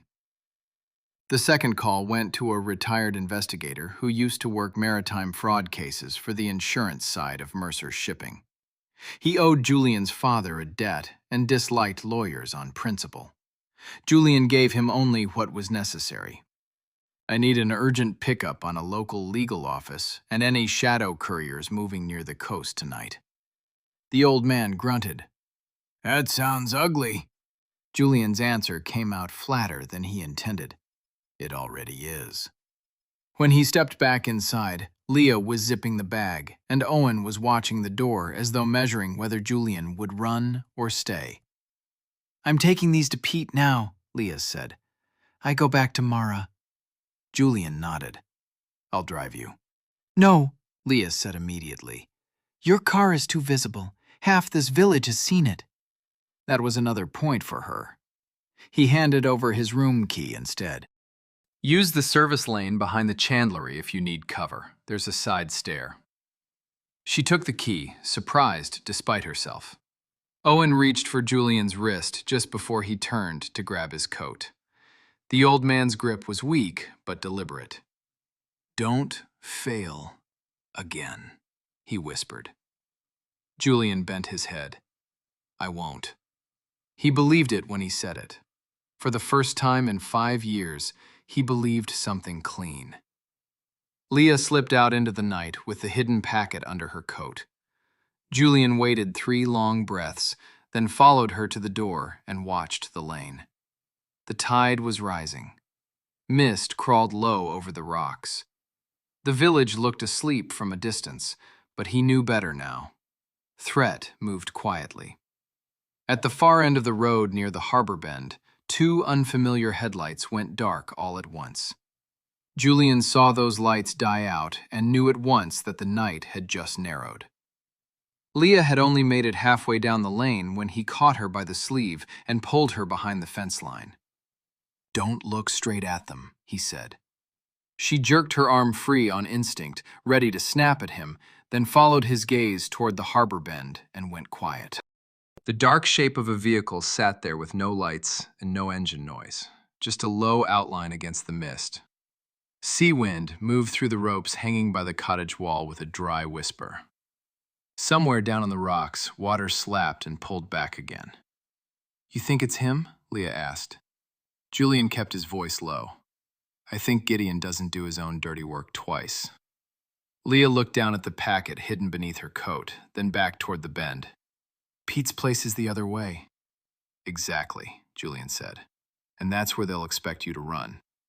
He thought fast. The investigator he had called was not here yet. Nora would need more time. The recorder in his jacket felt heavier by the second. Owen's testimony, Mara's files, the old tape, the account inconsistencies, the clinic tampering. All of it meant nothing if Gideon got to it before sunrise. Julian made the kind of decision he used to make in seconds with cargo, routes, and weather windows, only this time the stake had a heartbeat in a clinic bed. He took the packet from Leah before she could argue. "You go to the side stair above the chandlery like I said. Lock the door behind you. Stay there until I call or Pete comes himself." "What about you?" she hissed. "I'll pull them away." Leah stared at him as if trying to decide whether this was courage or stupidity. "And if they recognize you?" Julian's mouth tightened. "Then they'll follow me instead of the papers." She hated the plan because it depended on trusting him. He hated that she had reason to hesitate. But after 1 long second, she gave a sharp nod and vanished into the mist in the opposite direction, quick and sure-footed despite the mud. Julian waited just long enough to be certain the shadowed car had not moved toward her. Then he stepped out into the lane where anyone watching could see him clearly. He held the brown packet loose at his side like a man too angry to hide what mattered. The wind hit him hard in the face, carrying salt and the sour stink of bait from the harbor. He walked toward the bend without hurrying, every nerve awake. The car doors opened before he reached the turn. 2 men got out. Neither belonged to the village. Too clean. Too city in the way they stood, shoulders square, eyes always moving but never really seeing the place around them. One was broad and dark-haired, the other taller with a narrow jaw and a rain shell zipped to the throat. No weapons in sight, nothing obvious. That almost made them worse. "You're lost," Julian said. The taller one gave him a thin smile. "Mr. Mercer." So they knew exactly who he was. Julian stopped 3 paces short of them. "That saves us introductions." The broad one looked at the packet in Julian's hand and then back at his face. "We're here on Mr. Voss's behalf to prevent a misunderstanding." Julian let out a humorless breath. He's had 5 years to perfect that word. The taller man did not react. "Miss Hale is unwell. We were told there are private family documents in circulation that should be secured before gossip turns into liability." He said it like he was discussing shipping insurance, not a woman in a clinic carrying Julian's child. Something cold moved through Julian's chest. "Tell Gideon this for me," he said. "He can come ask in person if he wants to hear me say no." The broad one shifted his weight. "That would be unwise."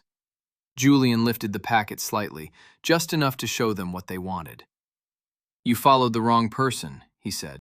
"And now you're leaving empty-handed." He could feel their attention tighten on the bundle. Good, let them take the bait. Let Leah get clear. The taller one took half a step forward. "Mr. Mercer, your loyalty is misplaced. We know what's in that file. We also know what Miss Hale intended to do with it." Julian's stare hardened. Enlighten me. The man's smile returned, oily and practiced, too much like Gideon's for comfort. She was prepared to take those documents, register the child under another name, and force a claim once public sympathy was on her side. Mr. Voss has been trying to spare you embarrassment. There it was again, the old poison, the exact flavor of it. Paper over pulse, narrative over truth. This time it did not land. Julian laughed once, quietly, and the two men actually looked unsettled. That trick is finished, he said. You're late. The broad one's expression changed first. He reached inside his jacket, and for one sharp second, Julian's whole body coiled. But the man only pulled out a folded sheet in a plastic sleeve. Then read this. Julian did not take it. You read it. The broad man unfolded it, and in a voice flatter than weather said, Emergency lease review notice, effective at dawn. Occupancy privilege for the Hale Cottage and related boatyard storage is suspended pending debt inquiry and family asset investigation. Julian's blood ran cold. They had moved faster than he thought. Or Gideon had prepared this before coming to the cottage, which meant the threat had never been pressure alone.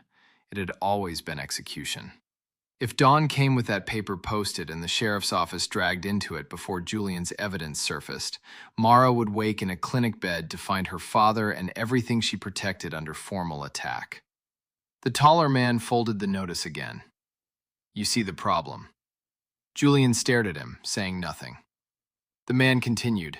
Hand over the packet and the transition can remain clean. Behind them, through a break in the mist, Julian could just make out the lantern above Pete Rowan's office blinking once in the distance. A signal. Somebody had seen enough to start moving. The taller man noticed Julian's glance and turned his head slightly. That was all the opening he needed. Julian shoved the packet under his arm, pivoted hard, and sprinted not toward Pete's lantern, but straight toward the open harbor lane, forcing both men to choose in an instant between the decoy in his hand and whatever they feared he might reach first. They chose him. And as Julian tore down the slick boards with their footsteps pounding after him, his phone began vibrating in his pocket with a call from Nora Bell. Julian ran with the phone buzzing hard against his ribs and the two men pounding after him over the slick harbor boards. The mist off the water made the planks shine like black glass. Rope coils, stacked crates, mooring posts, every familiar thing in that village had become either cover or hazard. He cut left around a bait bin, heard one of the men curse behind him, and finally yanked the phone from his pocket without slowing. Talk, he snapped, breath rough in his throat. Nora Bell did not waste a second. I traced the shadow accounts. Her voice was low, clipped, all business under pressure. 3 shell entities, all fed through discretionary estate service channels Gideon controlled. The withdrawals blamed on Mara were laundered through his own pipeline, then mirrored back into a dormant trust vehicle. Julian ducked under a hanging net line and kept moving. Who benefits? If you die without a biological heir and the estate hits the emergency succession clause, temporary operational control shifts to the board trust until probate settles. Gideon positioned himself to control the trust management vote. Julian nearly missed a step. So he didn't just want me divorced, he wanted me childless. Nora's silence lasted half a beat. Yes. Behind him, footsteps closed again. Julian cut the call with one brutal word. Freeze everything. Then he shoved the phone away and vaulted down from the pier to the lower service path where kelp smell rose sharp from the stones. One of the men followed immediately. The other circled high, trying to trap him between the sheds and the tide wall. Smart. Too smart for hired hands without briefing. Julian's pulse slammed in his ears, but his mind had never been clearer. Gideon had built his whole scheme around one poisoned fact. No heir, no obstacle. No heir, no Mercer child to block the estate shift. No heir, no reason for Julian to question the diagnosis that shattered him. The money theft, the legal pressure, the humiliation, the divorce, all of it had been scaffolding around that one plan. And now Mara was lying in a clinic bed with contractions because of the stress that plan still caused. The lower path ended at a locked chain gate to the fuel dock.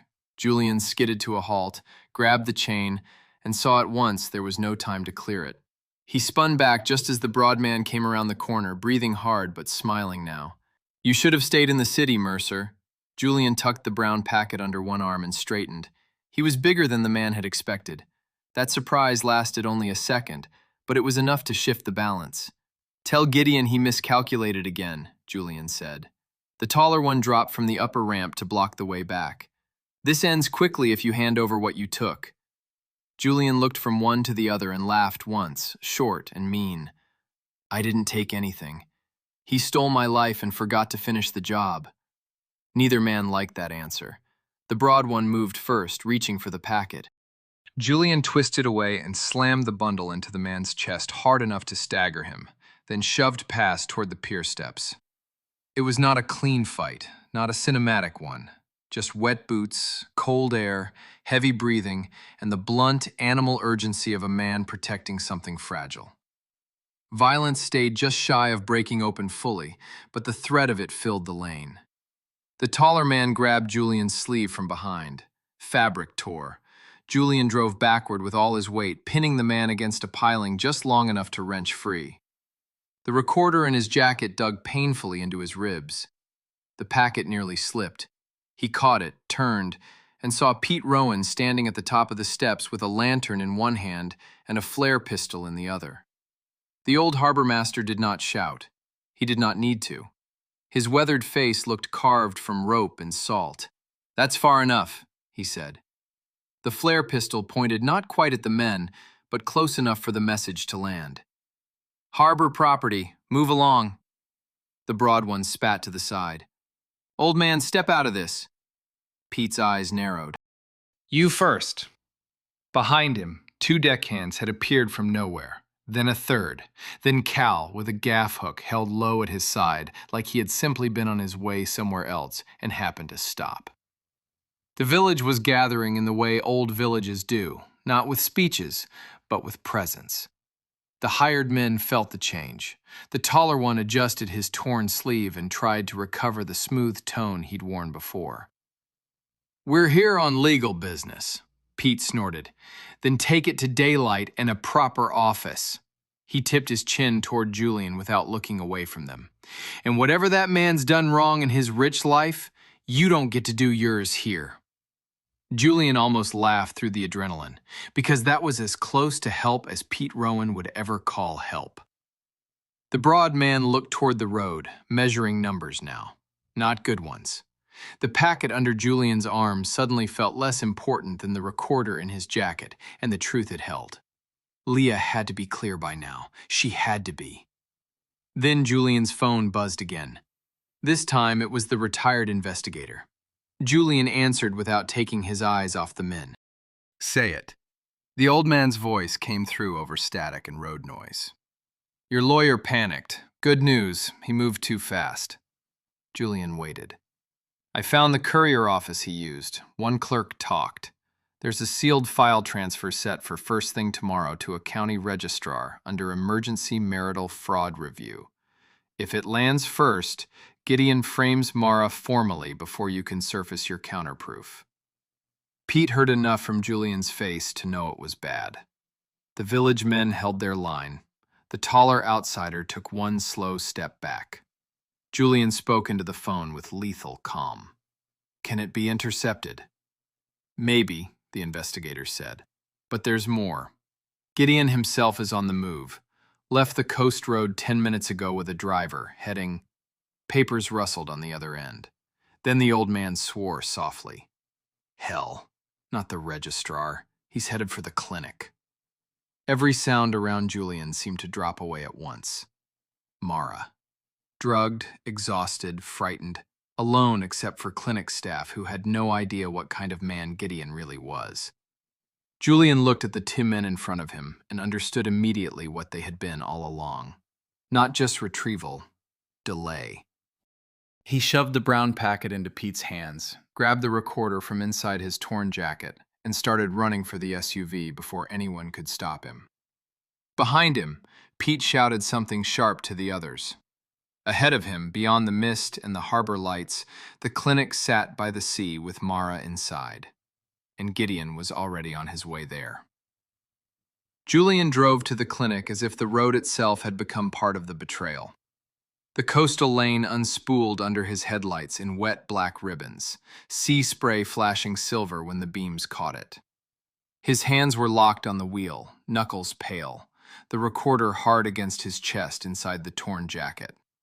He called Dr. Hensley first. She answered on the second ring, voice low and tense. "Tell me she's stable." "For the moment," she said. "The contractions eased, but her pressure is still high." Julian swallowed against the salt in his throat. "Listen to me carefully. Gideon Voss is coming there. Do not let him near her. Do not let him speak to her. Do not let anyone from his office inside." There was a beat of silence, then all the warmth went out of the doctor's voice. "Understood." He ended that call and made another to Nora. "I need every estate clause and every shell account bundle sent to my private counsel and copied to county fraud before dawn." Nora did not hesitate. "Already moving." The investigator called as Julian took the final turn toward the clinic.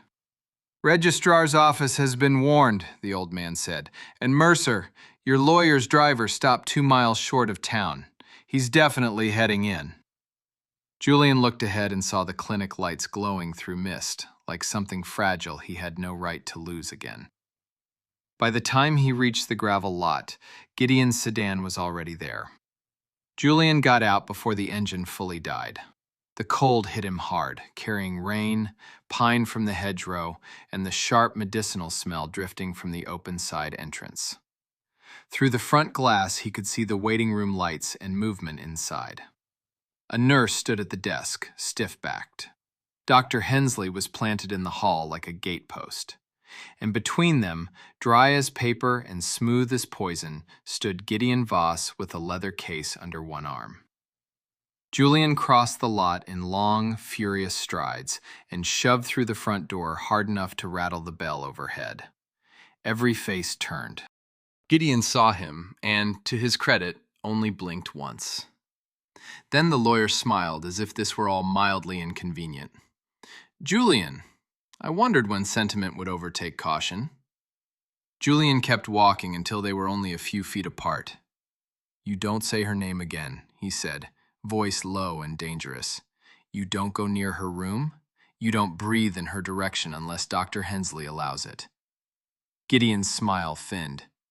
"Your emotional state is exactly why I came. The situation is spiraling. Mara is in no condition to understand the damage she's causing." Dr. Hensley cut in sharply. "My patient is in no condition to be harassed." Gideon opened his hands in a performance of reason. "Doctor, with respect, this is a family matter with legal implications. I am trying to prevent a public disaster before dawn." Julian almost laughed. "You mean before your fraud becomes visible?" The waiting room had gone silent now. Even the receptionist had stopped pretending to type. Rain tapped against the front glass. Somewhere deeper in the clinic, a monitor beeped in steady little notes that sounded to Julian like a clock running down. Gideon's expression cooled by a single degree. "Careful," he said. "You're upset, and upset men say absurd things." Julian took one more step. "You forged my medical report." Gideon held his gaze. "No." "You staged the account trail." "No." "You pressured Mara, threatened Owen, and built your future around me dying without a child." That one landed. The lawyer did not answer immediately, and in that pause, Dr. Hensley's eyes sharpened with something like confirmation. Gideon recovered quickly. This is what happens when a damaged man starts listening to doc gossip and rural paranoia. He reached into his case and produced a sheaf of papers in plastic sleeves. "I came with actual evidence." Julian's stomach tightened, but not from belief this time, from fury at the method. Gideon held the papers up like a priest offering scripture. Uncom transport inquiries, a provisional rental agreement under a false future name, a draft guardianship complaint. Your former wife has been preparing to relocate with the child while attaching your estate by sympathy once the birth is public. Dr. Hensley's mouth opened in disgust. Julian did not even glance at the pages. That was the difference now. 5 years ago, he would have grabbed them with shaking hands and let them write reality for him. Tonight, he looked only at Gideon. You should have brought a better lie. The lawyer's calm finally cracked. You arrogant fool. I am still the only man in this county who can keep the estate from swallowing that woman whole. No, Julian said. You're the man who thought I'd stay broken. He reached inside his jacket. Every person in that room seemed to stop breathing. Gideon's eyes dropped to Julian's hand and narrowed. What is that? Julian pulled out the old recorder, water-spotted plastic bag and all. For the first time all night, the lawyer looked truly unsettled. Just a flicker, but enough. Julian saw it. Dr. Hensley saw it. So did the nurse by the desk. This, Julian said quietly, is your voice. Gideon's jaw tightened. Careful. Secret recordings are messy. Julian's grip on the recorder hardened. So is what you did to my family. At that exact moment, a door at the far end of the hall opened. Mara was there. Pale, unsteady, one hand on the frame, the other curved over her stomach beneath the clinic robe. She was standing. Her hair had fallen loose. Her face looked fragile with exhaustion, yet her eyes were fixed on Gideon with a hatred that had finally burned clean through fear. Leah was right behind her, trying to steady her and failing because Mara had already chosen to hear whatever came next. Julian took one step toward her. You shouldn't be up. She barely looked at him. Play it, she whispered. Gideon turned toward her, trying to recover the old, gentle tone. Mara, don't do this. You need calm for the baby. She flinched at his voice like it was something filthy thrown at her. Julian looked from her face to the recorder in his hand. The whole clinic seemed to draw inward around that one tiny device. Rain on glass, antiseptic in the air, the sea muttering beyond the hedges, Gideon standing exposed in fluorescent light at last. Then Julian pressed the button, and the first crackle of static filled the room. The static crackled once, and then Gideon heard his own voice fill the clinic. At first he did not move. That was the most chilling part. A lesser man would have flinched, protested, lunged for the recorder. Gideon simply stood there in the bright hall light, with his leather case in one hand, listening to himself discuss Julian's infertility as leverage and the estate as opportunity. Owen's weak coughing came through the tape. Mara's eyes never left Gideon's face. Julian held the recorder steady with both hands because suddenly it felt less like a device and more like a blade he had finally turned the right way. The nurse at the front desk went pale. Dr. Hensley folded her arms across her chest and stopped pretending this was a private misunderstanding. Even the rain seemed louder against the front windows now, as if the whole world had leaned in to hear the man unmask himself. The tape ran far enough, long enough for Gideon's language to lose its legal polish and show the greed beneath it.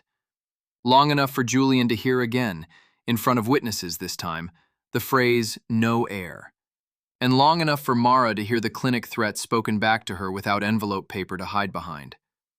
When Julian finally pressed stop, the silence that followed was so complete that the little hall clock on the wall sounded indecent. Gideon's face had changed, but only in the small ways dangerous men change when cornered. His smile was gone. His shoulders had stiffened by half an inch. His eyes had gone flat. This proves nothing cleanly, he said. Dr. Hensley gave a short, disbelieving laugh. That's your first sentence? Gideon turned his head toward her, already trying to recover ground. Doctor, you are hearing fragments. Context matters. Mara took one step into the hall, despite Leah's hand at her elbow. She was exhausted, pale, and still more frightening than anyone else in the room because she had nothing left to lose in that moment but the child she was protecting. Say context again, she said softly. I dare you. Gideon did not answer her directly. He chose Julian, as he always had, and that choice itself was revealing. You of all people should understand how easily damaged audio can be manipulated, he said. You're upset, she's vulnerable, and opportunists around you have been filling in blanks. Julian felt something inside him go cold and clean. You don't get to call her opportunistic. Not after what you built on our graves. Gideon's gaze flicked toward Mara's belly, then back to Julian. The movement was tiny. It was enough. Ah, he said quietly. So you know.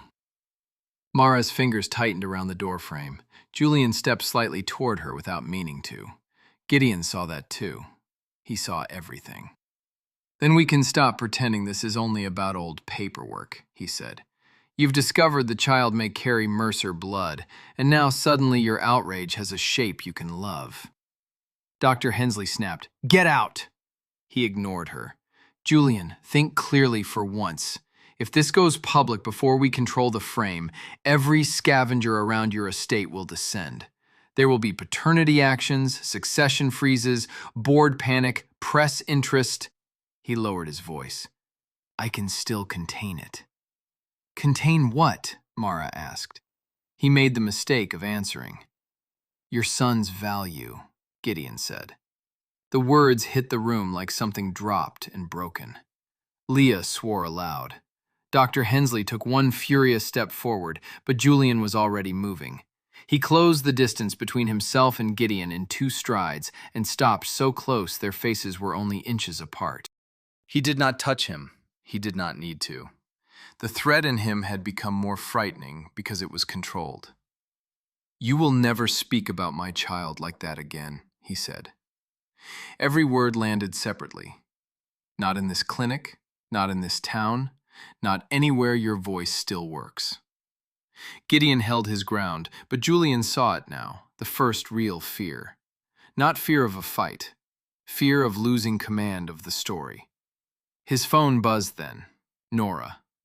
Julian answered without taking his eyes off Gideon. Tell me. Nora's voice came through loud enough that Mara and Dr. Hensley caught pieces. I have emergency findings on the trust. The shell accounts are tied to Voss through a discretionary management arm he never disclosed to the board. I've frozen internal access on our side and alerted private counsel. Also, county records just confirmed an attempted Dawn filing in Mara Hale's name was submitted under false supporting documentation. Mara's face changed at once. He filed something in my name? Julian's stare stayed fixed on Gideon. Not anymore, he said into the phone. Block it all. Nora did not pause. Already done. And one more thing. State investigators are asking for the audio if you have it. They can be on site before sunrise. For the first time all night, Gideon actually lost color. He recovered fast, but not fast enough. Mara saw it. So did Julian. So did everyone. Dr. Hensley opened the front desk drawer, took out the clinic phone, and said, I'm calling them myself. Gideon held up one hand, trying a final pivot. This is absurd. You're all behaving as if I'm a criminal because an emotional old man made a tape and a bitter woman kept scraps of paper. That did it. Mara stepped away from the doorway entirely. Leah tried to stop her, but Mara shook her off. She was shaking now too, partly from medication, partly from pressure, partly from years of swallowed pain forcing its way upward. No, she said. We are behaving like people who finally heard the truth in your own voice. She moved one step closer to Julian, not into his arms, not in surrender, but to stand where Gideon would have to look at both of them together. And for the first time in 5 years, she added, you're the one no one believes. Gideon's jaw tightened. He looked toward the entrance, calculating. Julian saw it a second before anyone else. The lawyer was going to run. But before he could move, Mara suddenly sucked in a sharp breath and doubled slightly, one hand flying to the underside of her belly. Dr. Hensley spun around at once. Mara? Another pain tore through her face, stronger than the others, and this one did not ease quickly. Her knees almost gave. Julian caught her under the arms before Leah could reach her. Mara clutched at him with blind force, eyes squeezed shut. No, she whispered. No, not now. Dr. Hensley shouted for the nurse. The monitor room door banged open. Gideon took one step backward, realizing too late that the room's center had shifted away from him for good. Then a warm wetness spread across the floor between Julian's shoes. Dr. Hensley looked down once, and her expression changed completely. "Mara," she said, voice suddenly hard with urgency. "Your water just broke." Everything after that moved in two speeds at once. Far too fast for thought, and unbearably slow for the heart. The nurse was suddenly at Mara's side with towels. Dr. Hensley snapped orders so quickly the words seemed to strike the walls and bounce back. "Wheelchair, delivery room. Call the on-call obstetric team, now." Leah caught Mara from one side, Julian from the other. Mara was shaking hard, one hand locked around Julian's wrist, the other pressed low against the hard, taut curve of her belly, as if she could still hold the child in by will alone. Gideon chose that exact second to step backward toward the front door, maybe hoping chaos would blur him out of the story. It didn't. Dr. Hensley pointed at him without even turning her head. "Nurse, lock that door and call the investigators Mr. Mercer mentioned. If he leaves, give them his plate." Gideon opened his mouth, but the room had moved past him. He was only a problem waiting to be collected. Mara bent forward with another contraction, sharper than the last, and the sound she made ripped straight through Julian. I can't do this now," she whispered. "You can," Dr. Hensley said firmly. "You're doing it already." The wheelchair arrived. Julian helped lower her into it, and this time she did not tell him not to touch her. She was beyond pride now, beyond old scripts, beyond anything except the pain and the baby and the terror that the timing might destroy them both. As they rushed her down the hall, the clinic changed shape around them. Doors opened, light flared, a cart rattled somewhere ahead. The air smelled of antiseptic, hot plastic from machines, and rain tracked in on shoes. Behind them, faint but unmistakable, came the front desk nurse's voice on the phone giving Gideon's full name to someone in authority. Good, Julian thought wildly. Let the law have him. He had no room left in himself for vengeance tonight, only fear. The delivery room was brighter, warmer, and brutally real. Monitors were clipped on. Another cuff tightened around Mara's arm. A second doctor came in, younger than Dr. Hensley, hair pulled back tight, eyes already assessing everything. "Water broke, pressure elevated, contractions active," Hensley said in one breath. "Baby's heartbeat was good 3 minutes ago." The younger doctor nodded, examined Mara quickly, then looked up. "She's progressing, faster than I'd like." Mara turned her face toward Julian as if the room had narrowed until only he remained in it. He saw it then without any shield left between them. She was afraid the way people are afraid only when something precious might be taken before they even get to hold it. "If he comes early," she started. Julian was already beside her. "Listen to me." His voice shook. He did not try to hide it. "He is not alone. You are not alone." She gave a broken laugh that turned halfway into a sob. "You don't get to turn into a good man in one night." The words were weak, but honest. Julian bowed his head once. "No, I don't. But I can still stand here and tell the truth." He took her hand carefully, leaving room for her to pull away. She didn't. The doctor at the foot of the bed said, "If you're staying, stay useful. Keep her breathing steady." Julian moved closer. The monitors beeped. Rain tapped the narrow window. Somewhere beyond the clinic walls, the sea kept breathing against the shore, indifferent and eternal. He bent near enough for Mara to hear him without effort. "I was wrong," he said, the words stripped of polish, stripped of strategy. "Wrong when I believed him. Wrong when I turned my shame into your sentence. Wrong every day after that when I let the lie stand because it hurt less than facing what I'd done." Mara's eyes filled and closed. He kept going because there was no other honest thing left. "I let another man tell me who I was, and I punished you for it. I left you carrying our child and all that fear alone. I don't deserve forgiveness for saying any of this now, while you're in pain. I know that. But I cannot stand here and stay silent again." Her breathing hitched under another wave. He held on through it. "I love you. I never stopped. And if there is any life after this night, I will spend it earning back 1 inch of what I destroyed." For a long moment she said nothing. The contraction passed. Her fingers loosened a little in his. Her face was damp with sweat and tears, lashes stuck together, hair clinging to her temples. She looked ruined and fierce and heartbreakingly beautiful to him, because this was the truth of her now, not memory. "Forgiveness isn't a switch, Julian," she whispered at last. "It's not something you say and I hand over because the baby's coming." He nodded quickly. "I know." She swallowed, eyes searching his face as if testing whether he truly did. It's more like shoreline. You reach it slowly, barefoot, and every sharp stone still counts. Julian felt his throat close. "Then I'll cross every stone," he said. She almost smiled at that, though the sadness stayed in it. Almost. It was the first mercy she had given him in 5 years. Then the doctor looked up from the monitor, and whatever softness had entered the room vanished again. "Mara," she said, voice urgent now. "Next contraction, I need you to tell me if you feel pressure. Because if this pace holds, your baby is not waiting much longer." The room exploded into motion the instant Dr. Hensley said it. A nurse rushed for fresh linens. Another voice called for the delivery team. Someone at the front desk was still speaking to investigators about Gideon, but that whole thread of danger had suddenly been shoved to the edge of the frame by something older, bigger, and far more immediate.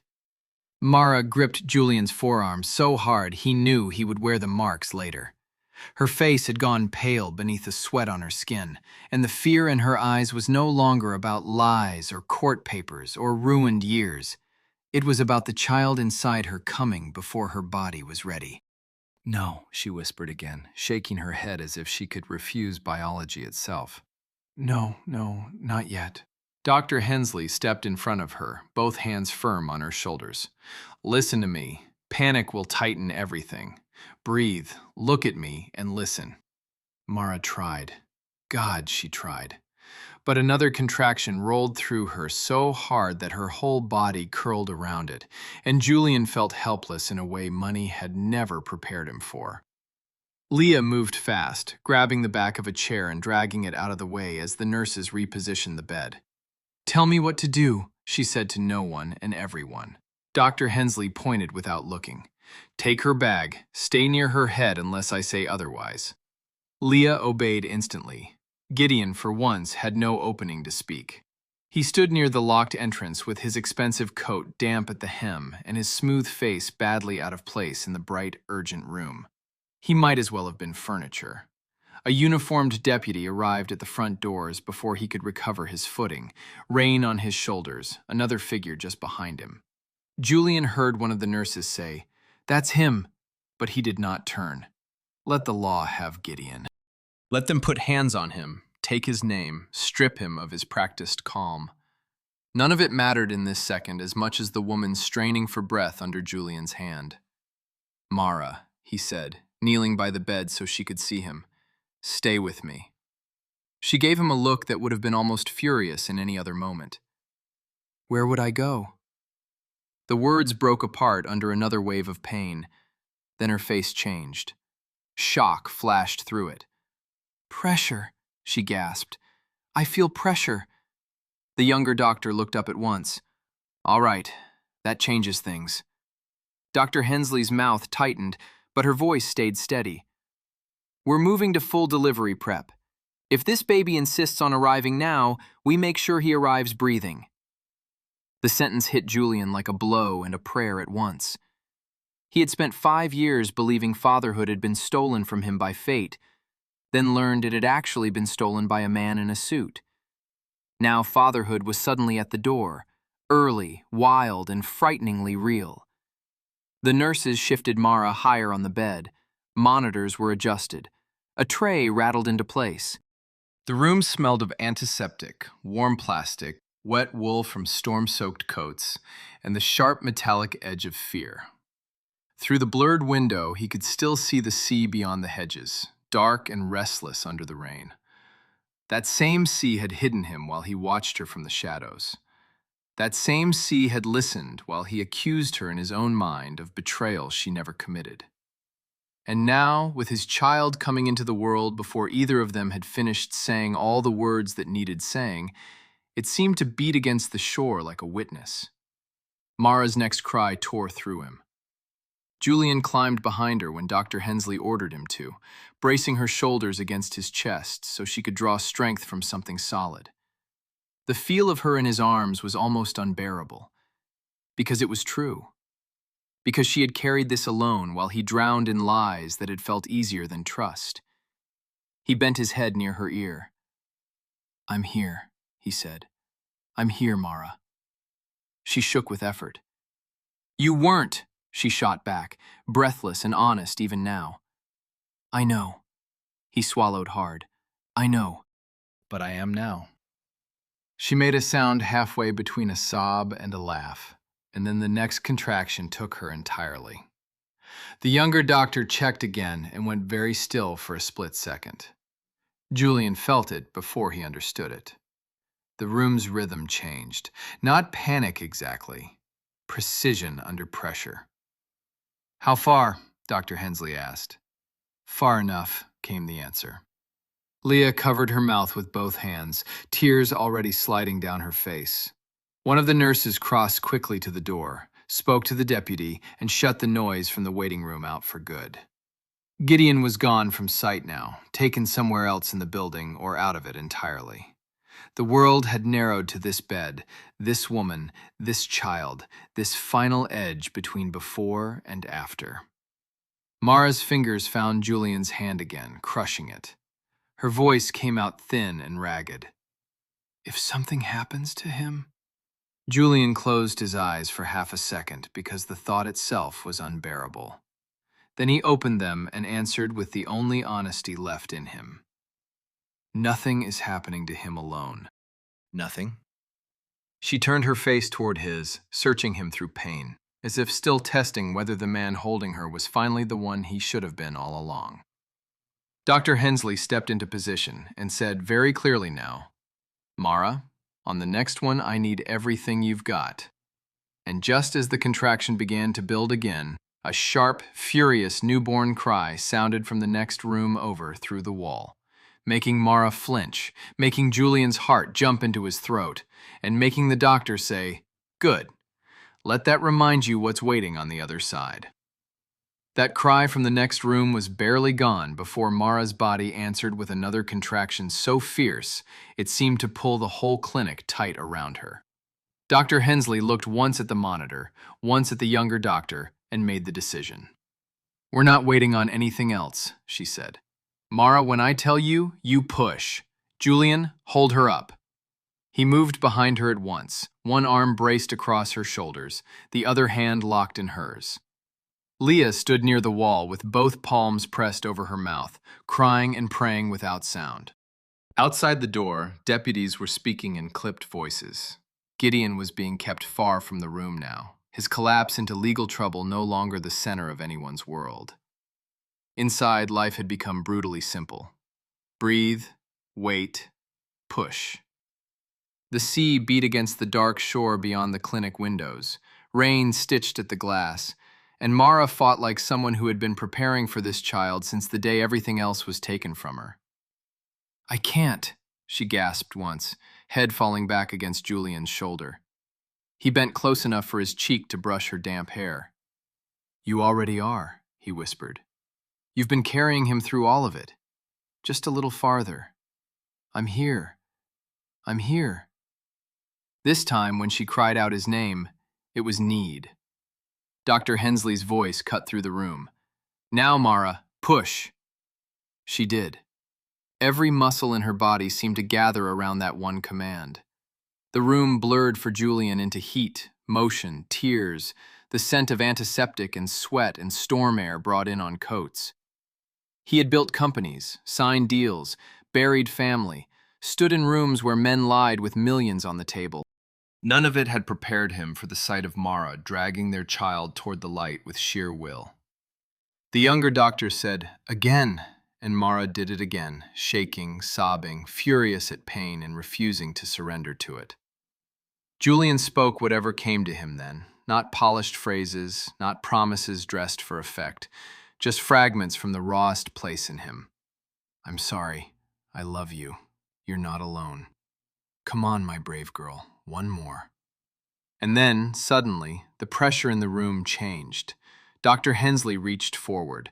There was one last tearing cry from Mara, one last impossible effort, and the air split with a newborn's voice, thin at first, then outraged, then gloriously strong. Julian felt his knees threaten to give. Mara collapsed back against him, crying openly now, her whole body going slack with exhausted relief. "Is he?" she tried to ask, but she could not finish. "He's here," Dr. Hensley said, smiling for the first time all night. "And he has lungs enough for the whole coast." When they laid the baby on Mara's chest, the room became quiet in a different way, full. The child was small and red and furious and perfect, fists opening and closing against the warmth of his mother's skin.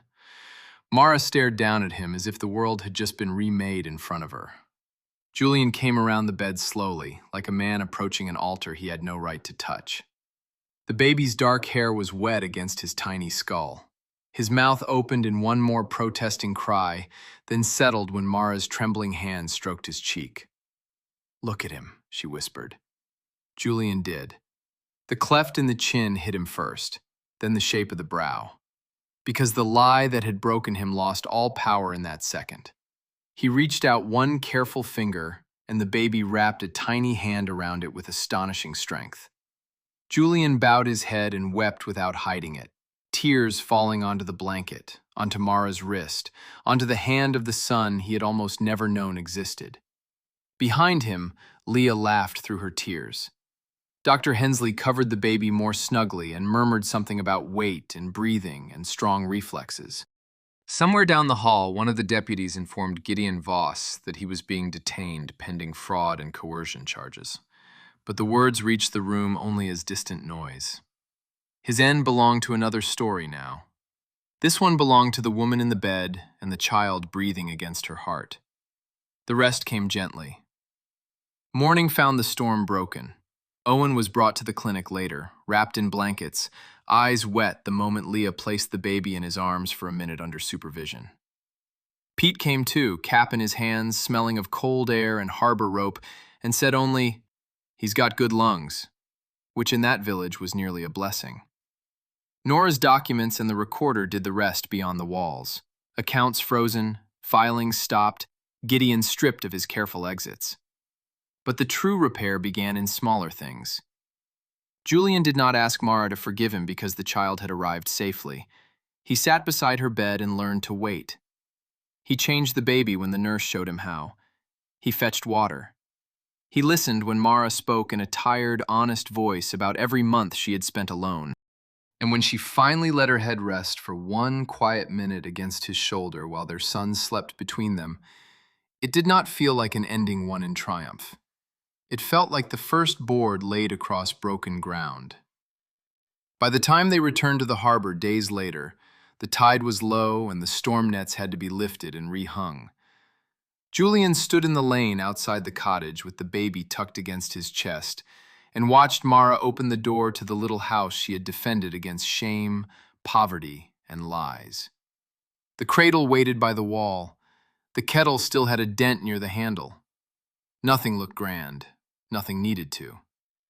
On the sill above the sink, rainwater from the night before had left one bright shell shining clean in the morning light, as if the sea had chosen to return something whole after years of grinding it in the dark.